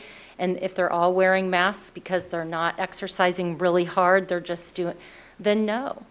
But if they're, you know, engaged with each other, then it is, and without masks, then it's likely all of them will have to quarantine. Okay. So will there be some education then on part of the coaches and to express to the kids how important it is when we're not scrimmaging, when we're not playing in a game, to kind of... Yes, in fact, that's going on right now. It's part of our guidelines and part of our communication with coaches through the ADs. Each coach and each sponsor is taking a National Federation of High School COVID class that will certify them in the basic knowledge of COVID. So we're doing our best to get that out. Okay. Thank you. Go ahead, Reverend Guy. I might have another one or two, but go ahead. We can circle back. Okay. Yeah. It'll be Well, fine. I had questions for Dr. Thomas about performing arts. So do you foresee plans for any public performances in the fall semester, and what did that look like? Looks very different, as you can imagine. I'm actually exploring the possibility of live streaming concerts to make sure we have the proper copyrights in place to do that. It could be that we would do some things outdoors, wide open spaces. Again, if the gating criteria is such that we can't have audiences, those would still be live streamed, but that would be much more open. If it, you know, is in late November, December, where we'd have our typical December type concerts, we may still do this in the auditorium, but we may actually have the students in the seating area and a camera up on stage, again, so they can be more widespread and where in a space that the air is refreshing easier. So we are still talking about that, and even at the elementaries, how we can do that, because without a performance, I mean, it's like learning math without ever taking a test. Mm-hmm. And so the same is true in the performing arts. If you never perform it, what's the point? And it's really difficult to get up for that learning. And same thing would be true with theatrical events. They're actually looking at, and there are some authors, creators right now, creating virtual theatrical shows where they actually take place via Zoom, and they practice looking at each other, and they still interact in that medium. So there's some new art forms that are coming about because of this. So absolutely, we're still going to perform. Okay, great, thank you. Do you have a follow-up, Mary, since we've hit you again? No. We're just No, going I around think in a they've been circle. hit, yeah. Well, does Mr. Stratton have a question for the sports folks, Mr. Stratton? Sports and performing arts. I do not. Thank you. Thank you. Can you tell me how you incorporate the online kiddos who are enrolled in band or football in this process? Well, athletically, they will be eligible. So if they're in a moderate to low risk activity, they would then come to the school for that practice time. Not much different than if you were face to face, because Keisha has now made remote learners eligible. Great. Thank you. And again, because our performing arts groups also fall under CASHA guidelines, they can do the same things after school hours. During school, we're working out those pieces with the online learning, remote learning piece. But it is our hope that the students can still, since they're going to be interacting with their own teachers at their own buildings, that we'll be able to interact with them via WebEx, or there might be some in-person things, but those are yet to be worked out. But we're still trying to get them to interact with their normal home school staff. Thank you. Ms. Goodburn? I have a question, I guess, about football. So it's in high risk, and we're nowhere near that criteria to get into the green now. But at what point do you have to pull the plug on a football season? I mean, at what point would you have to do that? And is Shawnee Mission thinking at all? I know the state isn't, Keisha isn't, but are we thinking about switching seasons to the spring where potentially we might be able to do football, even though we wouldn't participate with Keisha, with the other, I don't know if other teams are, making accommodations to do football anyway, even though this is a recommendation, I don't know. So I'm just wondering what our thought process is on that. I'm assuming that the others, we're kind of going to make some, well, wrestling doesn't start for a while, so we got some time there. Sounds like you were going to make some accommodations for cheer to be able to do it, and I don't know about dance. I'm assuming maybe, I don't know if we can do dance or not, but I'm wondering about football. Football, there's strength in numbers. So a lot of that will depend on how many schools follow our lead, and we'll know more about that tomorrow. It could be that, there could be 13 of the 14 Sunflower League schools that don't participate in football on August 17th, or depending on what color zone we're in. EKL is very much in the same boat, the 5 Blue Valley schools. So there could be momentum to look at changing how football is played this year. If it seems that color code is unattainable at a reasonable time frame, there may be a large number of 6A schools, 5A schools that aren't participating because they're following the gating criteria. And population-wise, you just have to know the eastern side of the state has got a large number. So there could easily be 2/3 of the 6A schools not playing football come August 17th. And because of that, there'll be some movement and action, at least approach to Keisha, to have them reconsider where they are now. There's a lot that goes into that, because Keisha has seasons defined in the rule book, so things would have to be changed and worked through the executive board of directors and the board of directors, and superintendents and board of education members would be involved in that decision. But we'll know more here in the next few days how many schools, very much like you're seeing at the college level. Like today, Big Ten, Pac-12 decided football is being moved. I'm sure the Big 12 will follow. MAC already canceled all their fall activities. So we're pretty much all kind of falls in place. So after several board meetings tonight, we'll have a better picture of how many schools really will not be participating because they're following the guidelines like we are. Thank you. And I want to underscore that too. I mean, it's difficult when you're in high school and you have something that you love, whether it's the arts or athletics or debate. It doesn't matter what it is. That's your passion. We want kids to be able to pursue their passion. What we've seen in other states are creative solutions. There's a number of states that have moved the fall seasons to the spring. They're creating modified structures. That makes sense. Many of the Midwestern states have not done that. And that's their call to make. But we just know we're going to be advocating for students. And if we're not able to do some of these activities this fall, then we're going to do everything we can to advocate for alternatives that allow them to pursue their interests. But I can't guarantee what that outcome is. Just know we'll be advocating. Ms. Embry.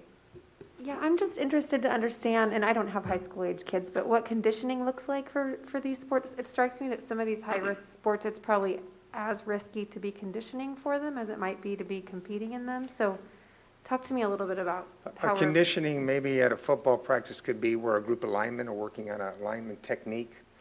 Could be running backs are working on drop step, working on different patterns, pass patterns, receivers and backs. Quarterbacks could be working on and throwing skills.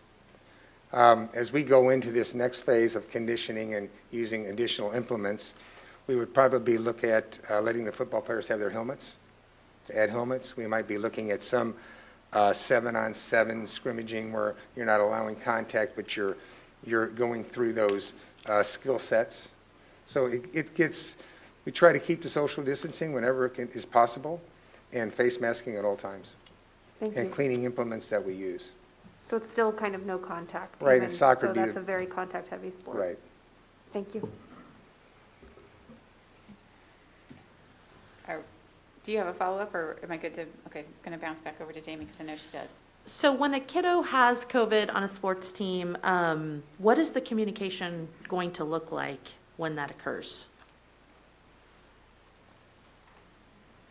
So we are drafting letters right now that will come from the coaches to their distribution group to let that group know that we've been notified of a positive case And we are in contact or have been in contact with those who were in close contact with that positive case.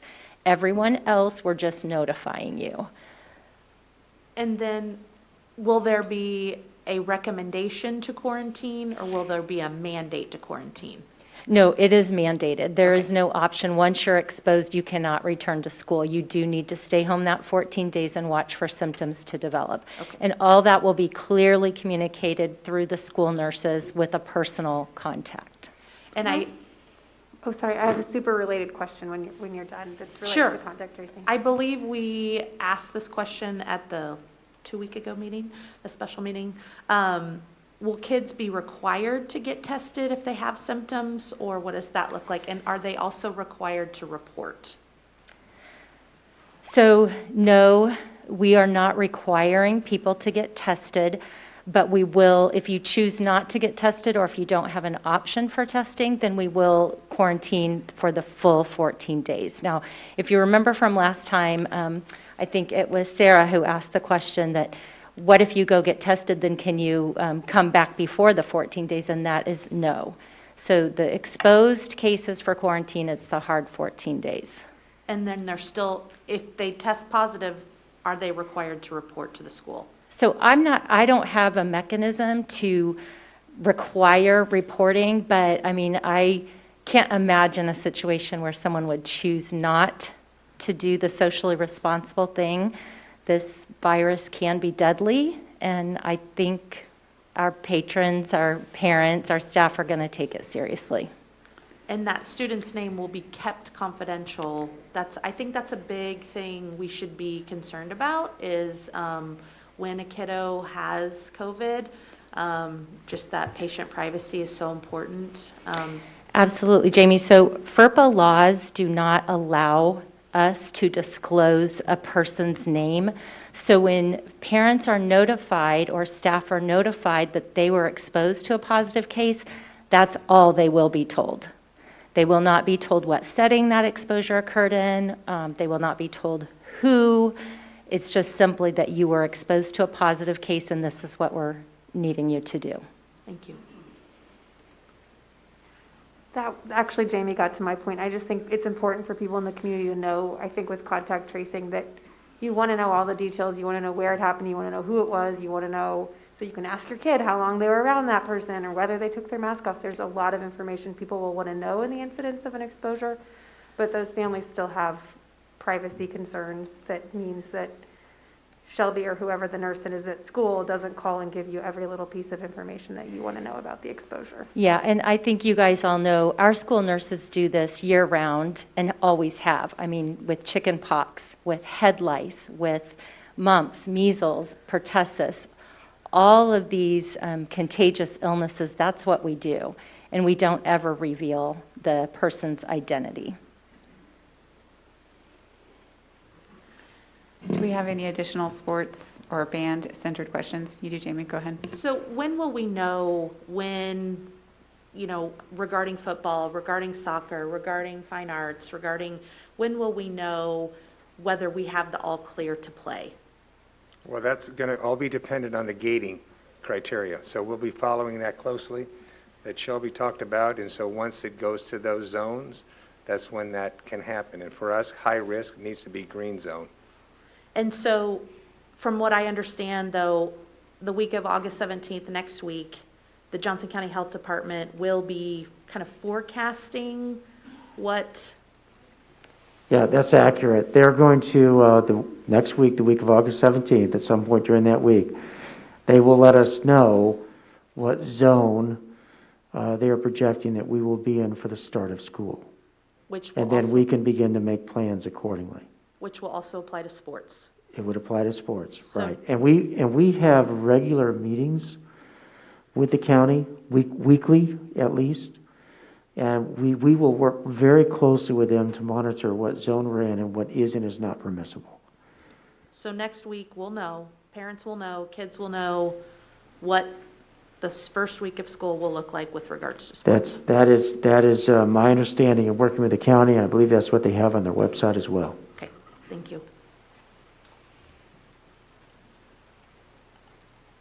And I might say this, the county has been great to work with. They're always available to us, so I appreciate everything that they're doing. I don't see any additional questions, gentlemen. Thank you very much. It's appreciated. If we're going by topics, I wouldn't mind if we could speak to the building and maintenance folks, Mr. Robinson. If we could, I'd like to talk about the ventilation because we had some questions about that from folks.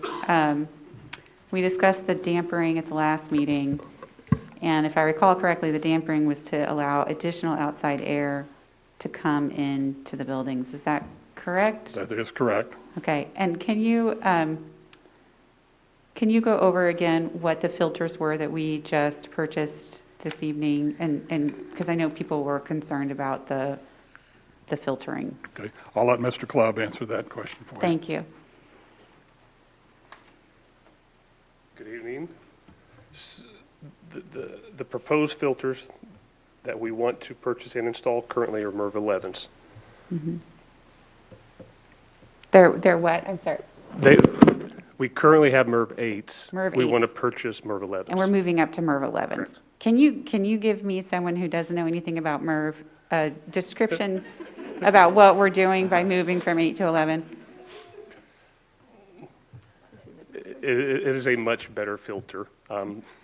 It can collect a lot smaller particles throughout the year. Great. Thank you so much. I appreciate that. Yes, And ma'am. that's going in all of our buildings? Yes. Every unit that has a filter with this purchase will have the upgrade to a MERV 11. Okay. There are the high traffic or certain areas where we would want even better filtration if possible. And we're still looking into that avenue if the equipment we have can maintain it with the MERV 13 filters. Gotcha. And that's the band and choir rooms we were just talking about, probably, if I had to guess. Nurse's office, isolation rooms, yes. Yes. Okay.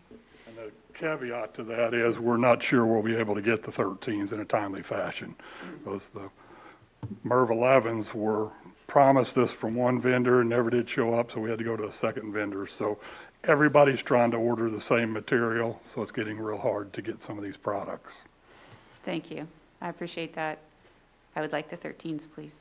We would too. All right. Does anybody else have questions for these gentlemen? Reverend Guy? So we're also looking at HEPA filters. That's a different thing than these MERV filters, correct?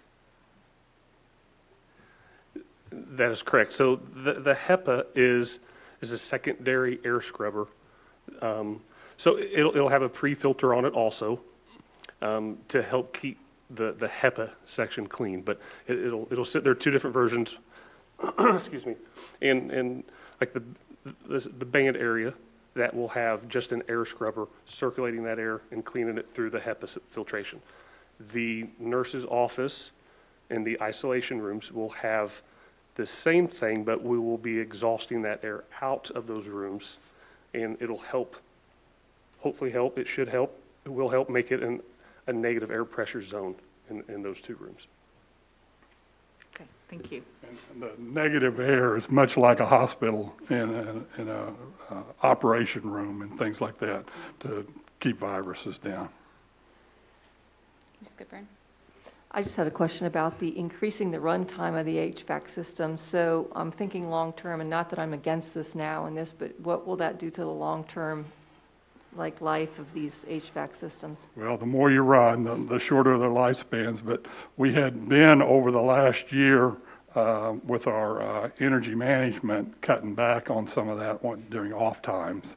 So we're turning around and going back kind of differently now and running them more often. So it will affect their life, but if we're only doing it for a few months, we're 6 months, I don't know if that'll make that big of a difference. But it will, and also increase the energy costs then too. That's correct. Yeah, okay. Dr. Sinclair? Having half the number of students and staff potentially, or students, I guess, in the building as a function of the hybrid mode, if we're in that mode, as well as those times we might be in the remote only. Does that then also provide a higher degree of efficiency for those systems because they have fewer people in the building circulating and filtering the air? Does that have any impact, the number of people in the facility? It will, but do we look at, is there only one person in the room versus a normal school day with 30? Yeah, I mean, it would be easier, but, outside air dictates a lot of that also. But Thank you. Do you have a question, Ms. Embry? Yeah, I just want to ask, I know, and having the bond conversation earlier tonight makes this fresh in my mind. I know there's some newer facilities in our building. Are those going to be easier or faster or cheaper to get up to the standards we need them to be at to be safe in this pandemic? Not really. The negative air in a school setting has probably never been heard of prior to COVID or never been, anything that you would consider. One thing we probably would want to do is reevaluate if we move forward with the next bond issue and look at those particular rooms, and maybe we design those systems a little differently than what we have in the past. So that is part of what would come out of this. That's helpful. I think the only thing I would just share is that I do think there's probably going to be some extra costs for doing all of this the right way, but I think it's worth doing it the right way in terms of, I think every good idea out there about how we can mitigate risks, there's some downside to it, but outdoor air is so much healthier in this context, and as much as we can mimic that outdoor air in our buildings, the better off our kids are. So thank you. You just got to remember, if it gets down to 0 degrees outside, you can't bring in quite as much air, or the humidity is really high. So that'll be a constant setting that we're dealing with to keep the balance out of that. So it'll just be a constant adjustment. Based on the modeling, we may not be in person when it's 0 degrees outside, so there's that. Right. We don't really know. Are there any, Mr. Stratton, do you have a question for our building and maintenance folks? Did I already ask you this? No, I don't. Okay, thank you. Everyone's doing good. Thanks. Okay, great, thank you. Does anybody else have any questions? No? Thank you very much, gentlemen, it's appreciated. I wouldn't mind talking to Dr. Schumacher, if that's okay with everybody else.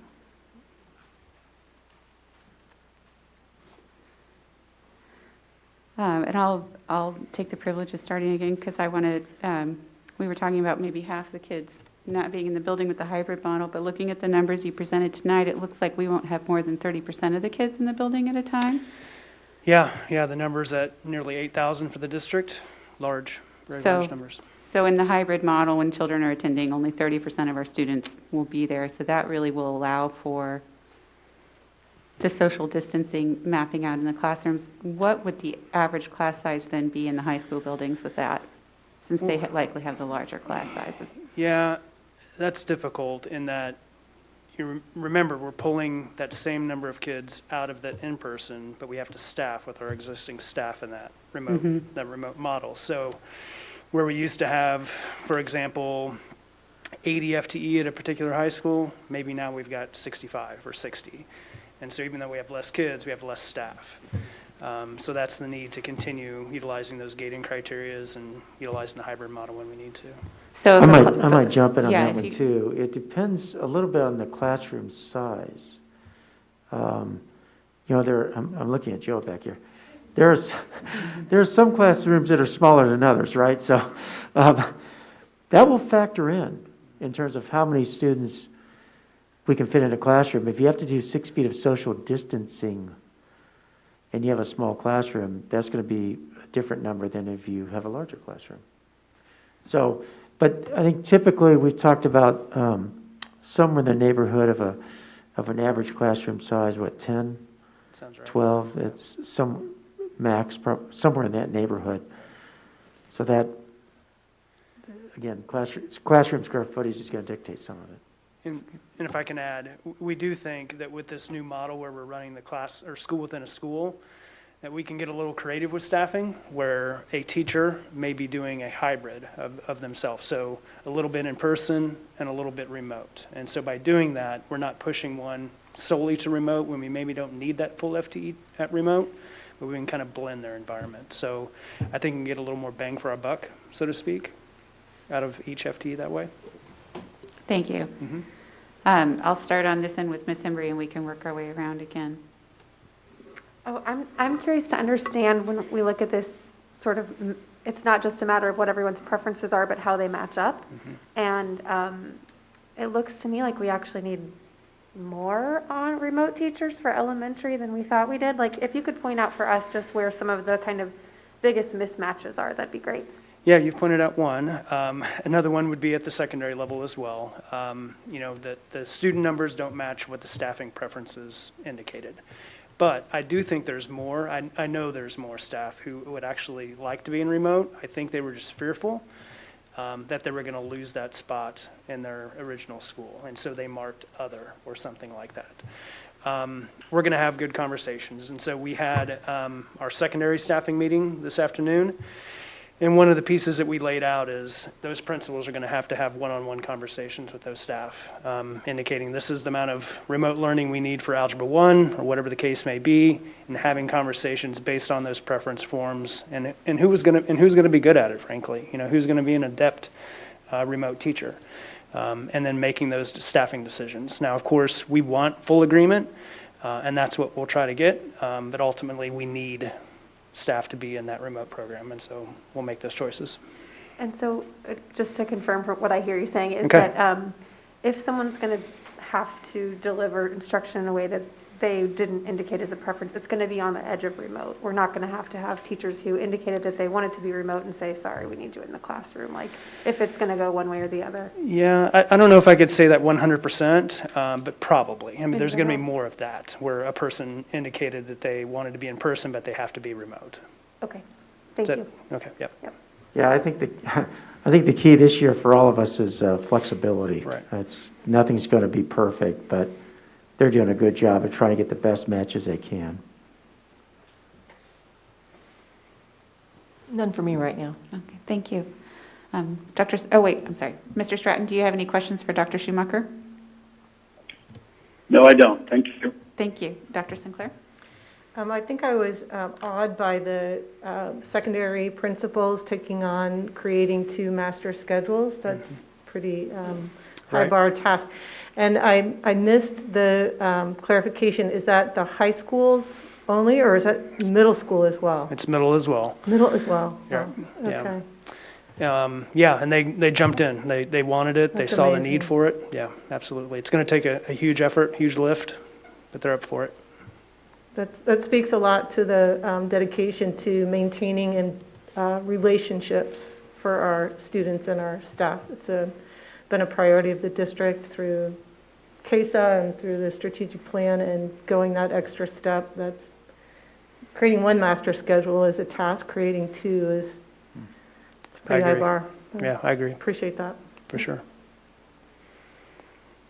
Reverend Day?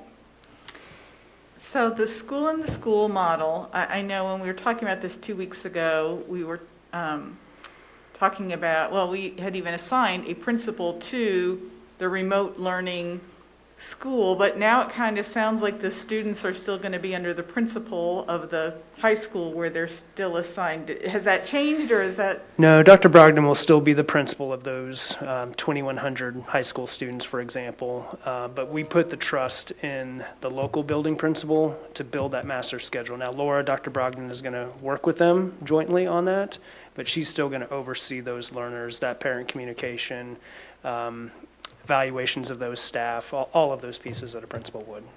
Okay, so the parent of an online learning senior high student would contact Dr. Brogdon? Yeah. Okay. Yeah, but we've also had discussions to kind of extend your question a little bit about, 2,100 students. One principal can't do that, right? And so there's going to be a need for support, counselor support, perhaps associate principal support, school psych, social workers, all of that. And so again, the thought is that this school within a school is going to allow us to keep those support staff members with those kids that they know and those communities that they know. So a lot of pluses come out of it, yeah. I have one other question. Do we know yet how many families are opting to take their children out of the Shawnee Mission School District for this school year, either to homeschool or to send to a private school? Do we have those numbers? We do not. Okay. My best guess would be, my best guess is when we look at our September 20th count, I think we would have a sense of where that stands. But we just have some anecdotal Okay, but they information didn't from various report that on Skyward, I'm guessing. Those are probably the Correct. people we haven't heard from, maybe. We do all, well, when a student exits the district, there is an exit code related to that, so we can start looking at what those exit codes are, and if we see, the homeschool flag come up more frequently, that we can take a look at that. And that wouldn't surprise me if there was a spike in that homeschool exit. That will obviously impact our budgeting, but yeah, okay. I might add too, when I look at the numbers of no responses, that number doesn't surprise me. I think there's a certain number of no responses you're going to get, and that's going to happen for lots of different reasons. But I'd say that number is probably right in the range it would be for just about any other topic that you would be trying to address in a school district. Is that right, Dan? Yeah. And in fact, I'm very impressed. The response from the teachers was fantastic. The response from the parents has been wonderful. I was impressed at how many jumped in and made what I know was a difficult decision for them, for the parents especially. I have a couple questions. Is that all right? Thank you so Yeah, much for all your work. I absolutely. appreciate it. So I understand, it sounds like from your presentation earlier, if a child or a parent hasn't selected an option in Skyward, it sounds like the default is remote. Is that correct? That is correct. No. Or in person, I'm Oh, sorry, in yes, person. in person, yes. Okay. And then are we clarifying that with parents just to make sure that that's the actual option that they want, or are we just sticking with that in person? Don't know the answer to that question. Okay. I think it's going to be important for us to follow up at the school level Okay. with those parents so that they're aware. Okay, yeah. Yeah, that communication is important to do. Yeah, so we are following up. We'll follow up and make sure that they're communicated with. Now, whether they respond to our communication or not is another matter. Yeah. And have principals and school secretaries have been doing that, They correct? have, Like, yes. they have been following up. Diligently. So this is the handful of folks who they still have not connected with. Is that That's right. correct? That's correct. That's right. And remember, too, we're at that point in the year where it's not uncommon to try to contact a family to see if they're returning to the school and not have a response. That's why we won't know, Laura, back to your question, on how many students we may or may not have lost until that September count date. There's nothing out of the ordinary with that happening in that way. We never know until the September count date how many kids have dropped. Of course, we get the ads, but we frequently won't know until after Labor Day how many students are actually not going to be attending.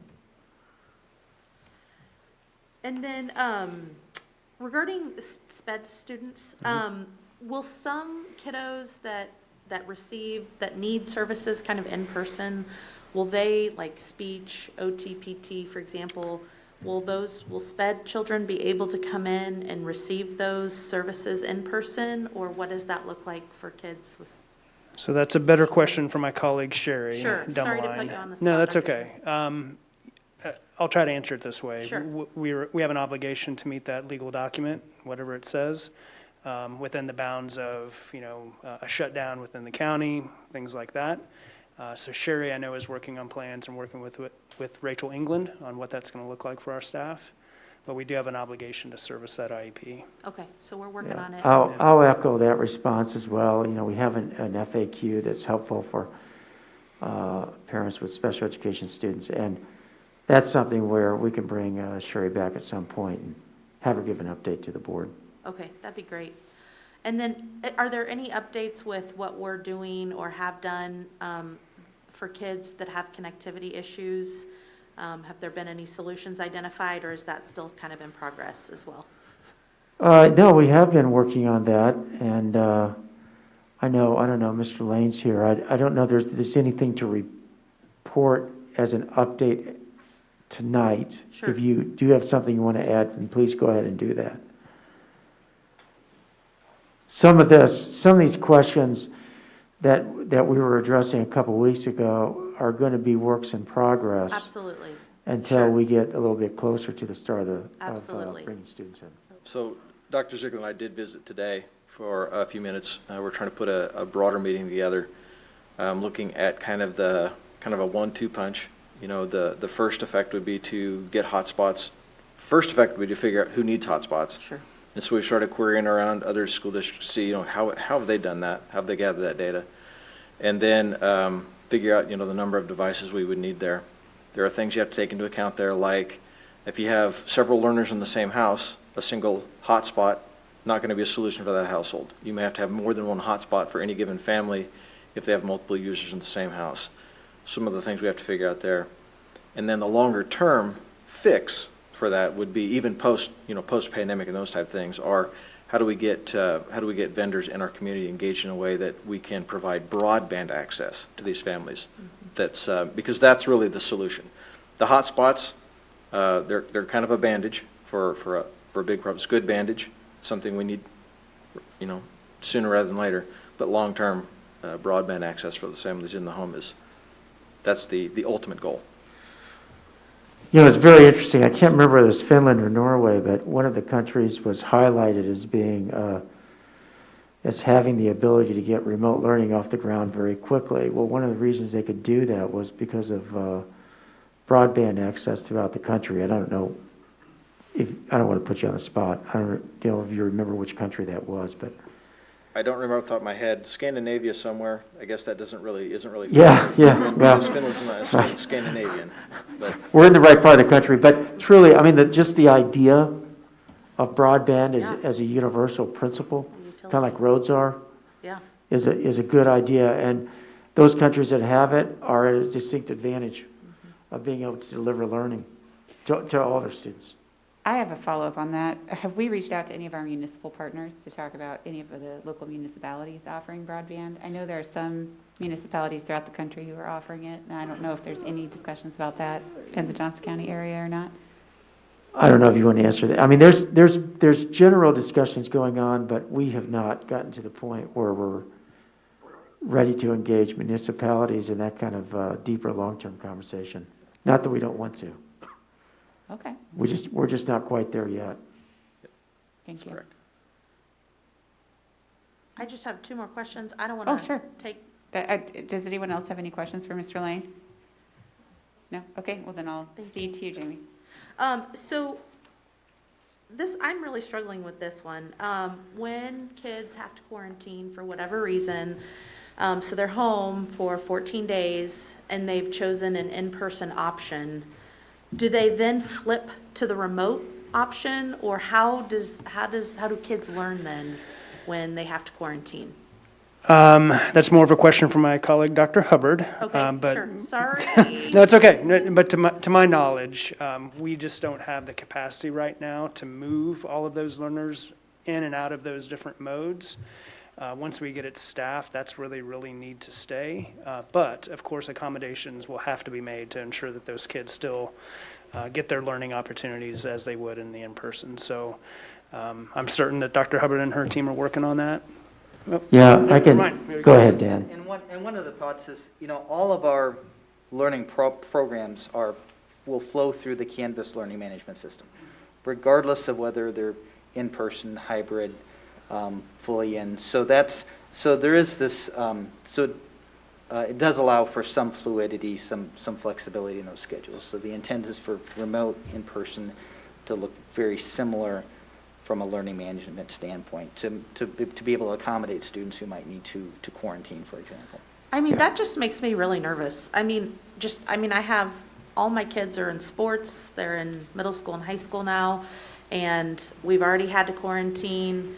And I just know because they're going to be, and I know I'm not alone in this, because my kids and so many other kids are going to be so, in so many different groups, I mean, the likelihood of them having to quarantine is very high. And then, 2 weeks out with really no direct teaching, that's a long time. We're going to do the very best we can to make accommodations, but I don't want to sit here and promise you about exactly what that's going to look like. Sure. If you think about it, what would have happened in the past? Well, we know that students may have had work sent home to them, but there wouldn't have been any kind of direct instruction, even though they are home. Let's say they were home with an illness or an injury or something that prevented them from going to school. So we're creating something that we've never done before. Yeah. And so there's a lot of unknowns here, a lot of problems that we're going to have to solve as we encounter them. Yeah. And I'm so sensitive to that, and I understand, and I really appreciate all the thoughtfulness that everybody is doing. I just know that, there's going to be a lot of kids in this boat that are going to have to be quarantined, for multiple weeks, and then may go back to class for a day or two and then have to quarantine again. And, that's more time. And so that may be something that, as the weeks go on, we can have a further discussion about what that looks like a little bit more. But again, I do appreciate you thinking through the 10,001 scenarios and all of this. I would add this too. I think some of this is, we have a lot of questions on the table that we won't be able to answer until we actually start school and begin to run with these models. We'll have a lot of things that will work well. We'll have some things that we didn't anticipate. And then, like I said, there'll be a number of problems for which we have to create solutions in ways that we can manage. Yep. And that's the other part of this is when we don't have unlimited human capital. And but I know everyone's going to work hard to do the very best they can to meet the needs of all learners. But there's going to be limitations on what's going to be possible. Mm-hmm. Yep. Thank you. I appreciate the transparency and honesty in that. Yeah, thank you. I have a follow-up. On the staff questionnaire, did that go to all of our staff members? All certified. All certified, so our paras did not receive the questionnaire? No, and so we're discussing what that's going to look like, but we determined that we need to get the certified staffing figured out before we start to work on the classified.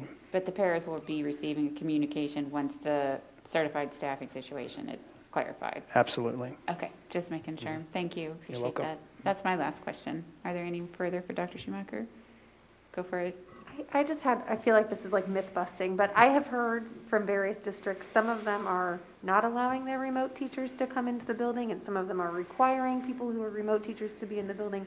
Do we have any sort of a stance as a district about what remote teachers, where they will or won't be expected to be on a given school day? So it could be either. I mean, it could be they're at home. It could be that they're in the building. If they can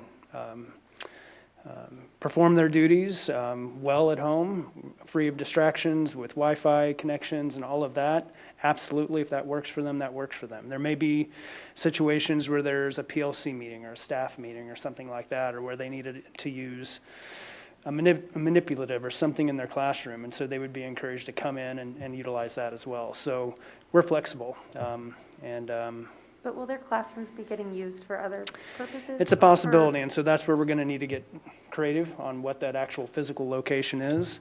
I can tell you that would be another plus out of this school within a school model, is that technically they would still have that home base. Now, could their classroom be being used? Of course, but we would have to get creative on where their workstation would be if they were to come in. Okay, so that's at staff discretion, it sounds like.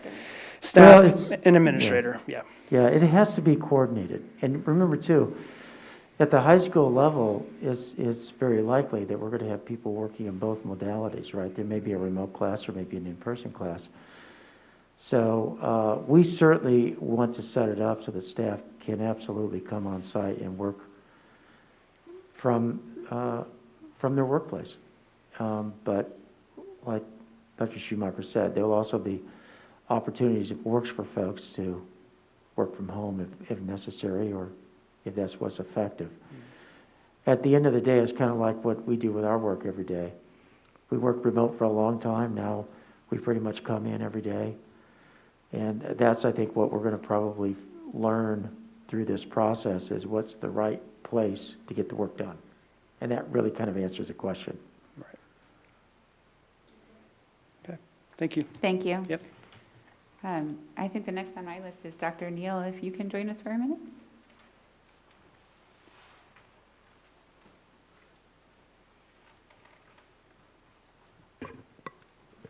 Thank you. Sure.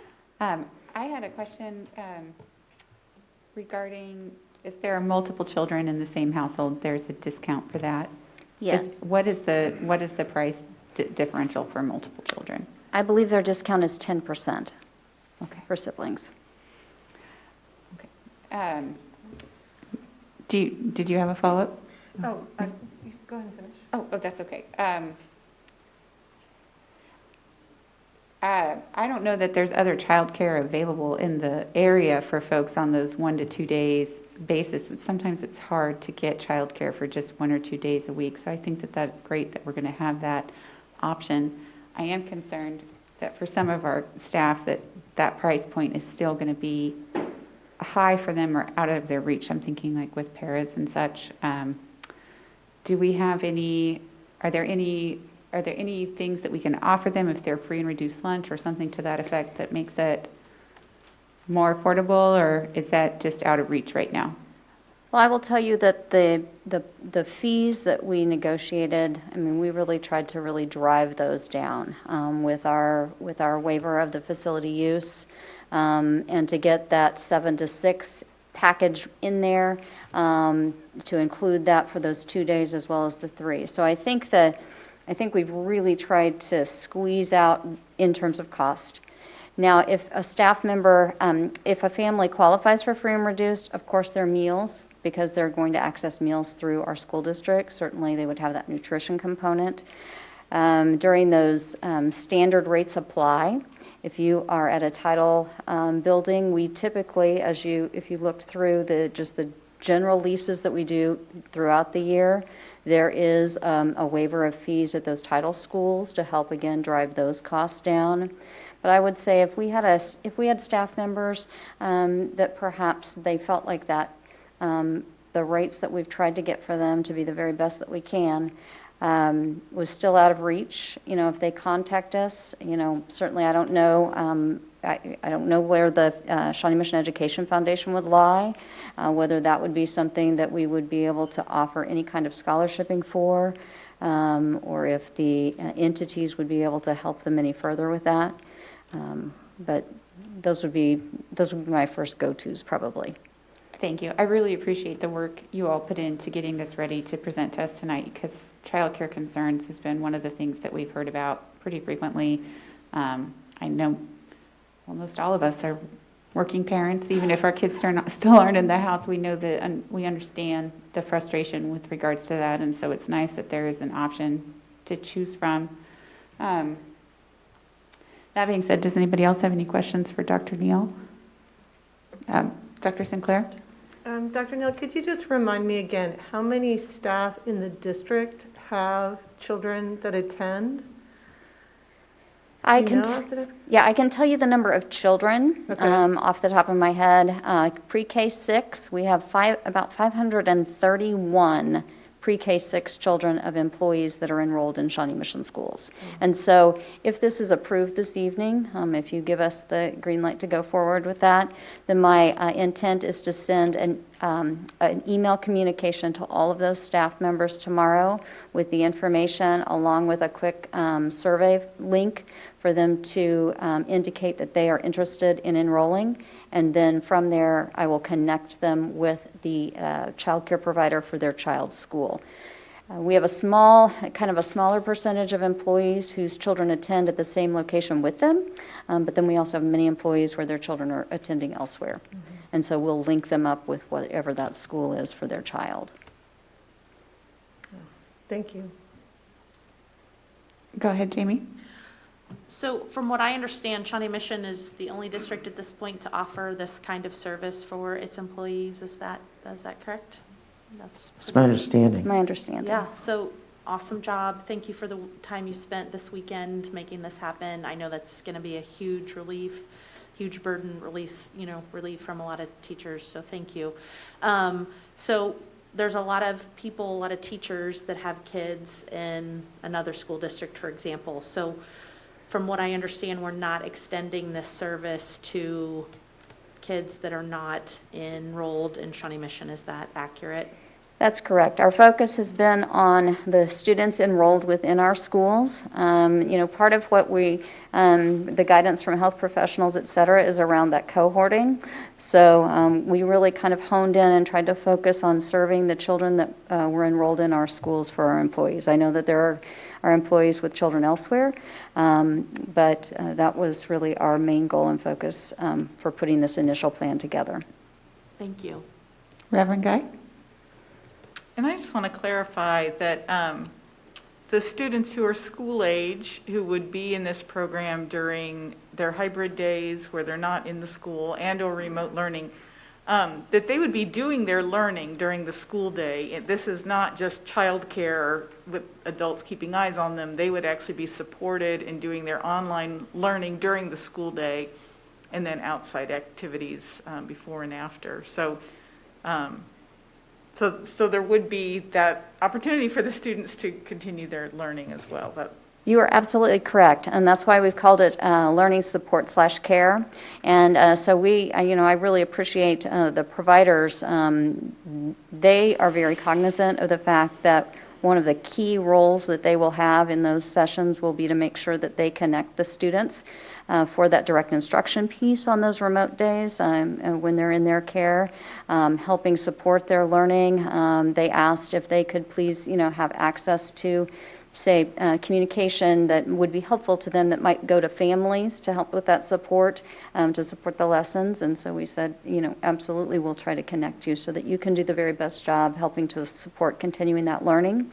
And then for those hours where they may be outside of that, they'll continue to do the kinds of activities that they always have created to get students, to occupy that time in a meaningful, purposeful way. Mr. Stratton, do you have any questions? No questions, thanks. Thank you. I have one more. Do you have one more, Mary? Just to clarify, this is an option being created for both certified and classified staff, correct? This is all staff. Any Shawnee Mission School District employee with a student enrolled. Thank you. Mm-hmm. As we approach next semester, I know this is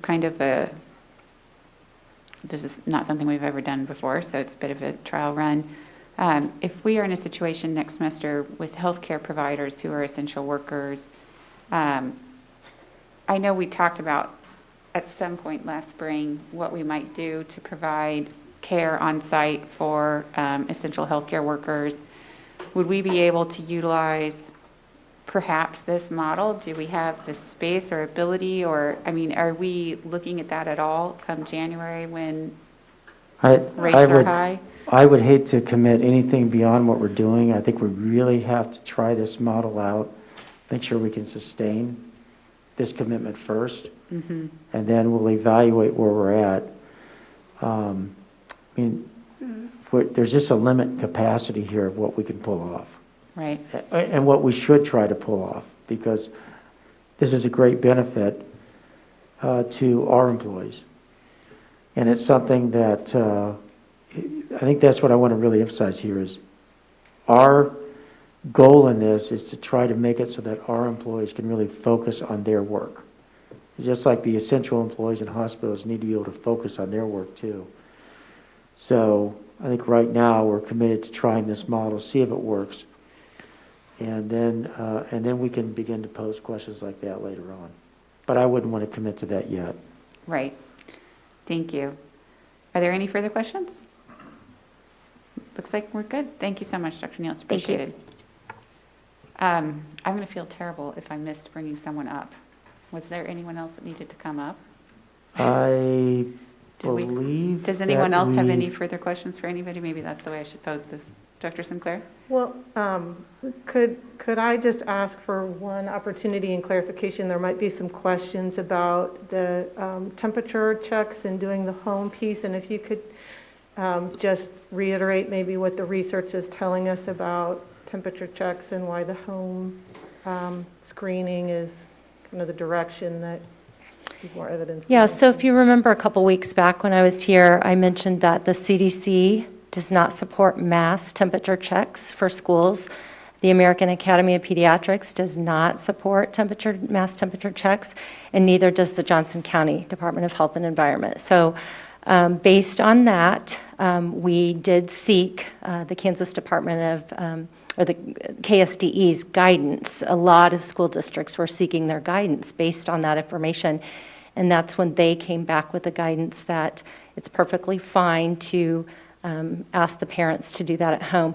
And to me, it makes a lot of sense because I wouldn't want buses being loaded with kids who had symptoms at home. So I really think at home is where staff and students need to be doing that self-assessment before they even get in buses or get in carpools or walk to school together, any of those things. Thank you. Ms. Embry, I mean, why does, that is the second time tonight. I'll take drink it coffee. as a compliment. Go for I'm it. just saying. Ms. Borgman. David just reminded me of one other thing. For the county health department, if you look on their tableau, I believe it's down to 38% now of people who are positive for COVID actually run a fever. So there's that too. Thank you. Thank you for your education on that. What happens, what are we going to do when kids don't wear a mask? What does that look like when, you know, I know it's going to be so hard for these littles especially, but even just kids horsing around. I mean, what does that look like in our schools? Well, like what most things look like in our schools, when things like that happen, I think we're just going to have to work really closely with each of our students to help them understand the importance of wearing a mask, and we'll help them, not saying this in a disciplinary way, but, you know, help them correct behavior. You know, why is that important? Why is it important to wear your mask? Why is that important to you? Why is that important to your neighbor, to your teacher? So those are the sorts of things that we have to be prepared to do, and I have a lot of confidence that the principals and teachers and all of our staff will be able to work with kids in ways that will help them to wear masks in ways that are appropriate. I'm sure there will be cases where that doesn't happen, and we'll just have to work with them on an individual basis. I don't know, Shelby, if you want to add to that or not, but. Yeah, I was just going to add that I did get a team of 5 nurses. They started last week helping me. And so they have created mask basics, some educational information that we will start pushing out here soon to parents to start building that mask tolerance with their kiddos and giving them, examples of a mask that fits well, snug to your face. You don't have to mess with it. It doesn't fall down. It doesn't hurt your ears, all those kinds of things. So we'll get that out pretty soon. So it doesn't sound like there's any punitive type. Well, we don't go into this with the idea of punishing a child related to mask wearing. I mean, that's never the goal. I think the goal is to educate, to inform, to practice. Let's start with that. And then you kind of take it from there. It's just like any other kind of behavior that you have in school. Start positive, and then if there are issues that you have to address at an individual level, then you work with that child to try to correct the behavior. Thank you.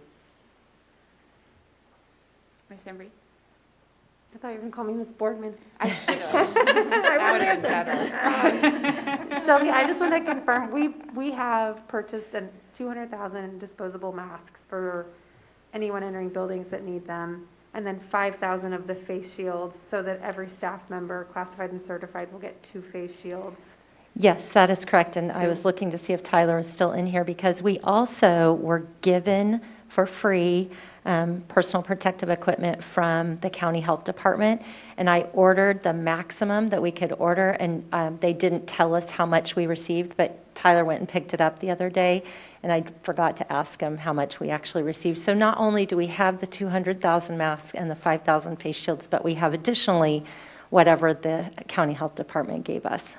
Great. And on the, this sounds like buyer's remorse, but on the face shield, is the data as good on face shields as it is for like cloth face masks? A face shield does not replace a mask. A face shield would suffice as eye protection with a mask, but it offers no protection in and of itself. Okay, I think that's important for people to know that it's not your substitute or your trade out for your mask. Yeah, your two key safety pillars are going to be your 6 feet of personal distance with your mask. Okay, thank you. I'm not seeing any further. Thank you. Thank you. Have we exhausted our questions for this round, you guys? It sounds like we have. All right. I want to take a moment and just thank the team again for answering all the questions tonight. You've done a great job, and I know all of this is of high interest to our community. Thank you, everyone. Okay, we're moving on to the consent agenda. I'll seek approval, 7.1 of the consent items. Move to approve, Boardman. Thank you, Ms. Boardman. Do I have a second? Second, Guy? Thank you, Reverend Guy. All those in favor, please say aye. Aye. Are there any opposed? Hearing none, that passes unanimously. And we will move on to item 8.1, adoption of the 2021 budget. I'll seek a motion in a second, and then Dr. Fulton, if you have anything to add, we'll have you speak at that time. Do I have a motion? So move, Goodburn. Thank you, Ms. Goodburn. Is there a second? I'll second Sinclair. Thank you, Dr. Sinclair. Dr. Fulton, did you have anything to add? I feel like we've discussed this ad nauseum, but... We have all this information is something that you're, I think, generally familiar with, and just recommending approval of the total published budget in the amount of $482 million, $428,828. And Russ Knapp's available should you have any questions. Do any board members have questions at this time, or do you think we've gotten them all out in the budget presentations for the last couple months? Ms. Embry? I have, I guess, a bit of a statement and a question. Being new on the board, like when I ran for the board, it was like 4 key functions. You know, everyone drills in your head what the 4 key functions of a board is, and approving the budget is one of the really critical key functions. And I think as a new board member, it's hard for me to get a good handle on kind of what's new and different in the budget compared to previous years. So I guess that's my statement. But my question is, it feels like ultimately, is what we're really doing just approving this $482 million amount? I guess as a new board member, the budget process to me feels still kind of enigmatic, is what I'm saying. And seeing from the presentation tonight how important it is to have community engagement and how important that is to our community, I think my statement is just that it still, as a board member, even feels a little bit, I mean, I understand the budget and I understand the various parts, that come into it, but I don't have a good sense for, you know, what we've changed or shifted year over year as a board when it comes to this budget. Sure, and that's something that in the year ahead, maybe that's something that we can work on as we head into our next budget cycle to see if there are ways we can make it even more clear. And yes, it is absolutely the total amount, but the budget's also broken down for, as you know, with a little bit of detail, so you can see where within that $482 million, where that money is being spent. That's helpful, because I just think it'd be useful to know even just things like we're investing more in student safety over X, or we're investing more, I mean, clearly right now we're investing a lot in PPE and COVID response and broadband and hotspots, and like drawing out what some of those big themes are of where we're having to amp up our investment and where we're having to decrease it because of the context. Would just be really helpful for me as a new board member. And you know, I might add this too. You know, this is a good example of you create the budget beginning of the year, but as we heard tonight, we may experience increased electric cost because of the changes that we're making to the way in which we're filtering the air. So we could expect. Well, last year was quite low anyway, but this year I think we definitely expect an increase in that area. And that's where the budget is a roadmap, but you work within the total amount to make sure that at the end of the day you balance this budget out. Dr. Sinclair? Well, I don't know. I feel like I'm jumping ahead to board comment, but it seems like being, again, relatively newer to the board too, just a couple of years in, that the longer term, the budget becomes kind of a long-term shift I don't know if incremental is the right word, but so much of the budget is allocated to staff. So we have, 80% of that allocated of our operational budget to staff. And then you have fixed costs like utilities and supplies and things like that. So to me, the biggest shift is the commitment to our secondary teachers and that workload of going from 6 out of 7 to 5 out of 7. That's a significant shift that takes long-term planning and long-term implementation. So I feel like the changes from year to year are not going to be these big dramatic changes because so much of that budget is committed to staff and to those other kinds of fixed costs. Well, it's going to be Seems like a interesting. longer You term. take, So I'm sorry, I'm getting Sure. probably getting off agenda. I apologize. You take the budget from this past year, compare it to the budget for the upcoming year, and then you look at the 21-22 budget, and you're dealing with 3 different realities. Yeah. So electrical costs alone is going to look very different between last year and this year. What's it going to look like for 21-22? And those are the sorts of things where you can kind of do a compare and contrast of how has this budget shifted over time, and why is that? Is that a one-time shift? Is that a long-term trend? As Bob said, we did a lot of work to save money on electrical cost, and we were highly successful. But some of the very behaviors that got us to a lower cost, we have to change our behavior back to be a little less efficient, and for good reason, to make sure that our air is being filtered appropriately. So, yeah, but those are things we can definitely talk about going forward. That'd be great. Any kind of clarity we can provide, we certainly want to do that. I'd appreciate that. Yeah, that's great. Does anybody else have any questions? No? Okay. All those in favor, please say aye. Aye. Aye. Are there any opposed? Hearing none, that passes unanimously. Moving on to 8.2, the approval of the HEPA Force 1100 negative air machines, HEPA 500 air scrubber. That Move to sounds approve. really cool. Move to approve, Borkman. Thank you, Ms. Borkman. Is there a second? Second, Sinclair. Thank you, Dr. Sinclair. I think we already heard a little bit about this, but Dr. Fulton, do you have anything you want to add? These are not the MERVs, these are the HEPAs. Yeah, I don't have anything else to add. Dr. Okay. Fulton, do you mind if I add something, please? Please do. Okay, just kind of give you an update on the CARES funding at this point. I think this is a great time to add this in. Currently, as you know, we received about 2.6 million in CARES funding. As of today, we had spent about 432,000. If you approve these improvements in ventilation throughout the district, you're going to be up to about 1.2 million of the 2.6 million. So that just gives you a point of reference, and that will be changing as we make other purchases down the way. As a matter of fact, in your consent agenda, you made about a $58,000 purchase. For the filters. It's going for filters. So that's where we are at this point in the CARES funding. I actually really appreciate that. Thank you, Dr. Atha. Do we have an idea of how the rest of the money is earmarked? Do we know some things that are on the horizon that we're going to have to be spending for the CARES Act money? Well, not really at this point, but you hear frequently that our reopening plan is fluid and changing. So we're looking at the needs that we have, and to allocate this money to where it's best going to address the issues that are facing us. So, but yeah, we have some other ideas of how we're going to spend it. I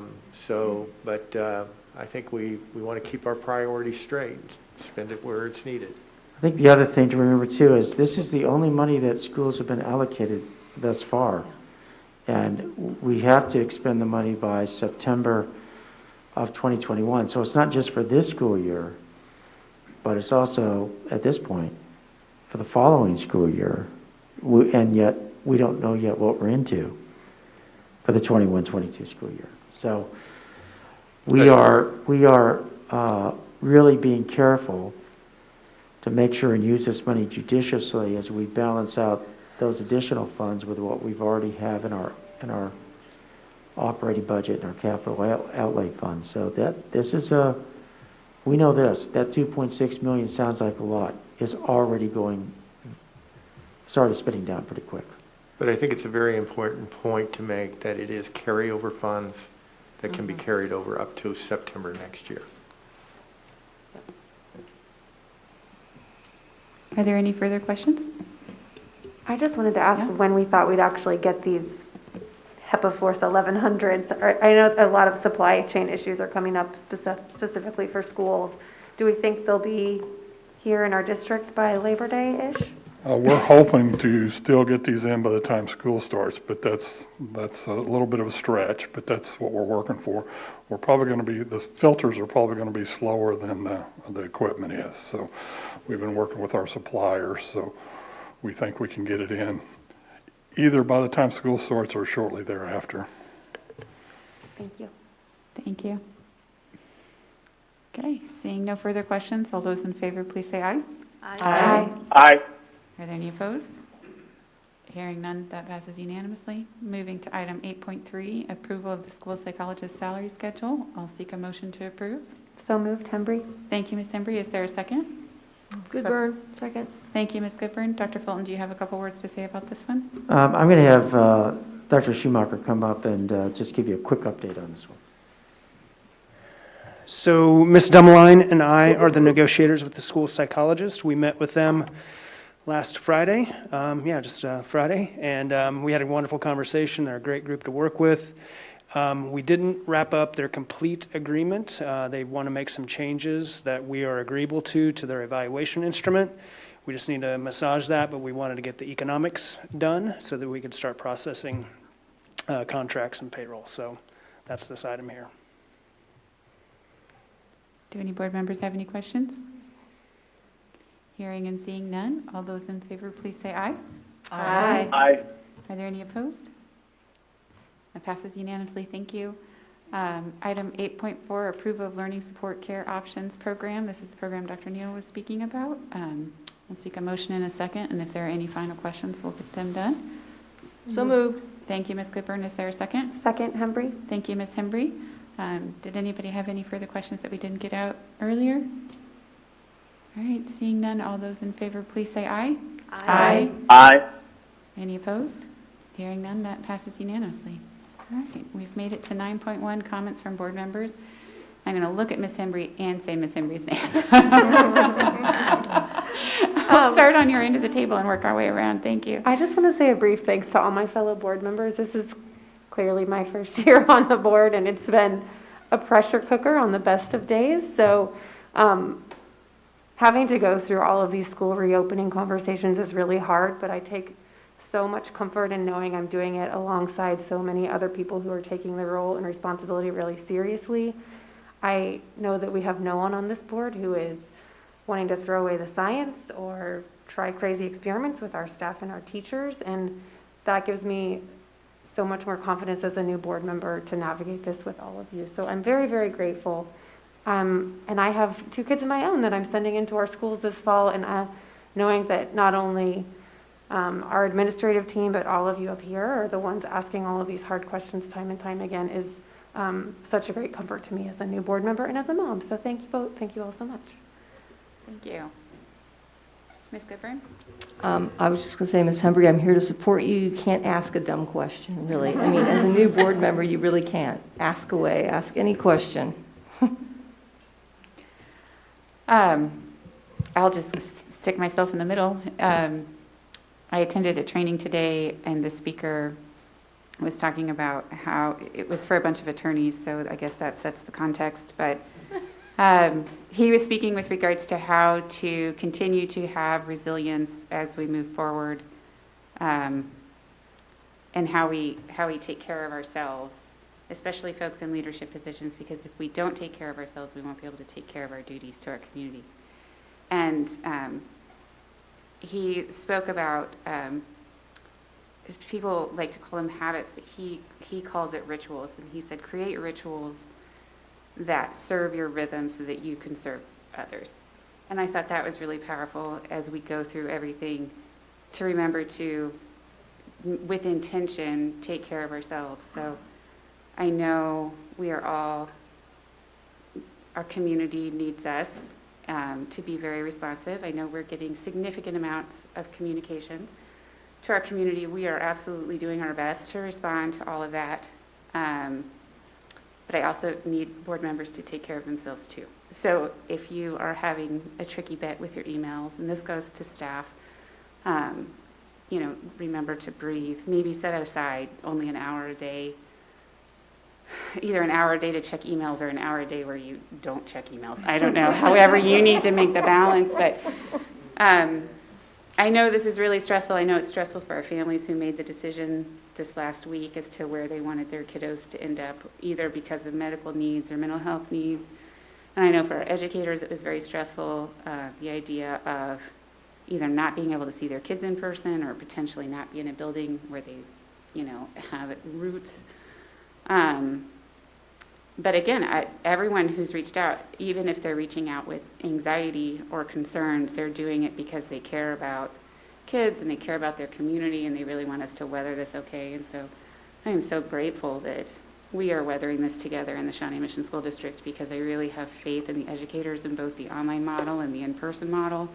I have faith in the administrators sitting out there tonight who really, worked tirelessly to come up with a safe way for us to see kids, even if it's just for a window, to get our eyes on them, to make sure that they're safe. And for my kiddo that's going back, I have two who are staying home, but for my kiddo who's going back, I think she's going to strangle me if she doesn't talk to somebody besides the members of our household. So that'll be good for everyone involved. So I echo Ms. Embry's comments. I'm grateful, not for the pandemic, but that if I've got to go through it, I'm going through it with this particular community, because I've seen what some other communities are doing, and that is very disconcerting. So I'll end on that note. Thank you, Dr. Sinclair. Okay, thank you. On the, in this time when we might feel like we don't have as much control over things in our lives as we wish we would, there's one thing that we all can take control over, and that is voting and being an informed voter. And so there's a window of time between now and November to really seek out information about the candidates in your districts. I looked at, just looking back in the community survey of the 3 factors that the district might be asked to, put on that continuous improvement track. One of them is class sizes. And so we as a district can think about how we allocate our resources to maximize the learning needs for our students. But there's a big piece of that on the flip side of that coin, and that's who we elect and send to Topeka, and as well as to Washington, D.C., to a certain extent, with the federal dollars, thinking about how those candidates and elected officials will prioritize public education. So there's lots of information out there on people's voting records and where they stand for public education. So if that's something that's important to you, I would ask that you consider that as part of your decision in being an informed and active voter. Thank you. I was able to volunteer last week at 2 different pick-up and go meal distribution locations. I was at Rose Hill on Monday and Hawker Grove on Wednesday. I know Mrs. Elsley was at Hawker Grove, I guess, on Monday. Maybe some other board members had a chance to do that as well. And that is another way to see this district at our best. And I just want to thank all the volunteers and all the people. I know Nancy had lots of people putting together those meals all summer long for those families, and just to know how grateful they are to have this place where they can come and get these meals for their kids. And but it's more than that. The symphony was there, as Dr. Fulton shared in his superintendent report. The symphony members are there playing. The library donated books. A lot of the volunteers are teachers or school nurses that are waving at the kids or talking to the kids through the car windows and saying, I can't wait for school to start. And it's just our community at our very best. And so that was so uplifting, and I'm excited I get to do that again on Wednesday at Hawker Grove. And then after that, I personally am going back into quarantine because my first grandchild is due any day now, and so I want to make sure that I am healthy so that I can meet her and hold her when she's here. So I will likely be calling into the next board meeting. But all that is to say, too, I have heard from so many parents who are grieving so much that has been lost this year. And I understand that. I am grieving that I can't go to the hospital and wait in the waiting room and, have my son come out and tell us we're grandparents. So all of those moments in life, we're losing some of them. So I know we're all giving up a lot, and there's a lot of grief involved in that. But we're pulling together. And I think if people will wear masks, stay 6 feet apart, we'll get through this and have a great school year. So thanks to everybody who's been working so hard on all of this. Well, today's my daughter's 16th birthday, so I just wanted to wish Piper Patsy a happy 16th birthday from the dais. I can't wait to have birthday cake later, Piper.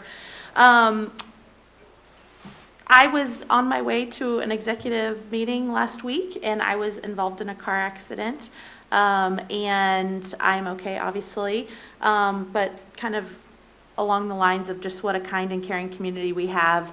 The principal of Deemer, Rob Shackelford, saw the accident, and he stayed with me until police and paramedics arrived, and it was just so nice. And then a Lenexa police officer he was getting my driver's license out of my bag, and he saw my SMSD badge and was like going on and on about what an awesome school district we have.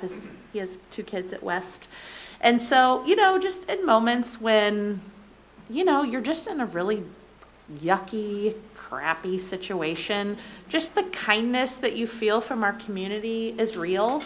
And I'm just really grateful for that. And so, thank you. Thank you to every board member who reached out to me and Dr. Fulton as well. That just means so much. So we do have a special community. We have a community who cares for each other, and it's very evident. I just also wanted to echo the parents making difficult decisions. We realize that these decisions were difficult to make, and we thank you for making them, and there's no bad decision. You did not make the wrong decision for your child. And teachers, I know you're gearing up for the school year, and I know you're gearing up emotionally for the school year as well, and that is not lost on me or I think any of us. So we appreciate the work that, teachers and SMSD staff members are doing to make this year a positive year for kids. So, thank you. And Mr. Stratton, do you have any closing comments for tonight? Sure, I'll make them quick because everyone summarized it so well. My comments would be a big thank you to all those that presented today. When Dr. Fulton came to our district, he repeatedly said that decisions will be driven by data. And I think this meeting today typified the need to be reminded that we have to have good data to make decisions. And everything from the community survey all the way to the health department data, this is all very important for making decisions. But what I'm reminded as we watch this meeting play out, it doesn't mean the data gives us all the answers. And that's what we're there for. 7 elected board members trying to take as much of the data information as we can and make the best decisions that we can. And I always like to say, using our heads, but also using our hearts. And I think we've done that, and I think we'll continue to do that. But it's my way of kind of wrapping up the meeting and saying thank you, Dr. Fulton, for that important leadership provided. It was evident from your entire team that data and that information is so important for our decision making, and collectively, we're going to do the very best we can. Thanks. Thank you, Mr. Stratton. So on that note, the next regular meeting of the Board of Education will be August 24th, 2020. We attend a lot of meetings and events, or we used to once upon a time. And if you want to see a list of the events that we will be attending virtually or potentially in person, that is on our website. Thank you all for being here tonight. We appreciate you.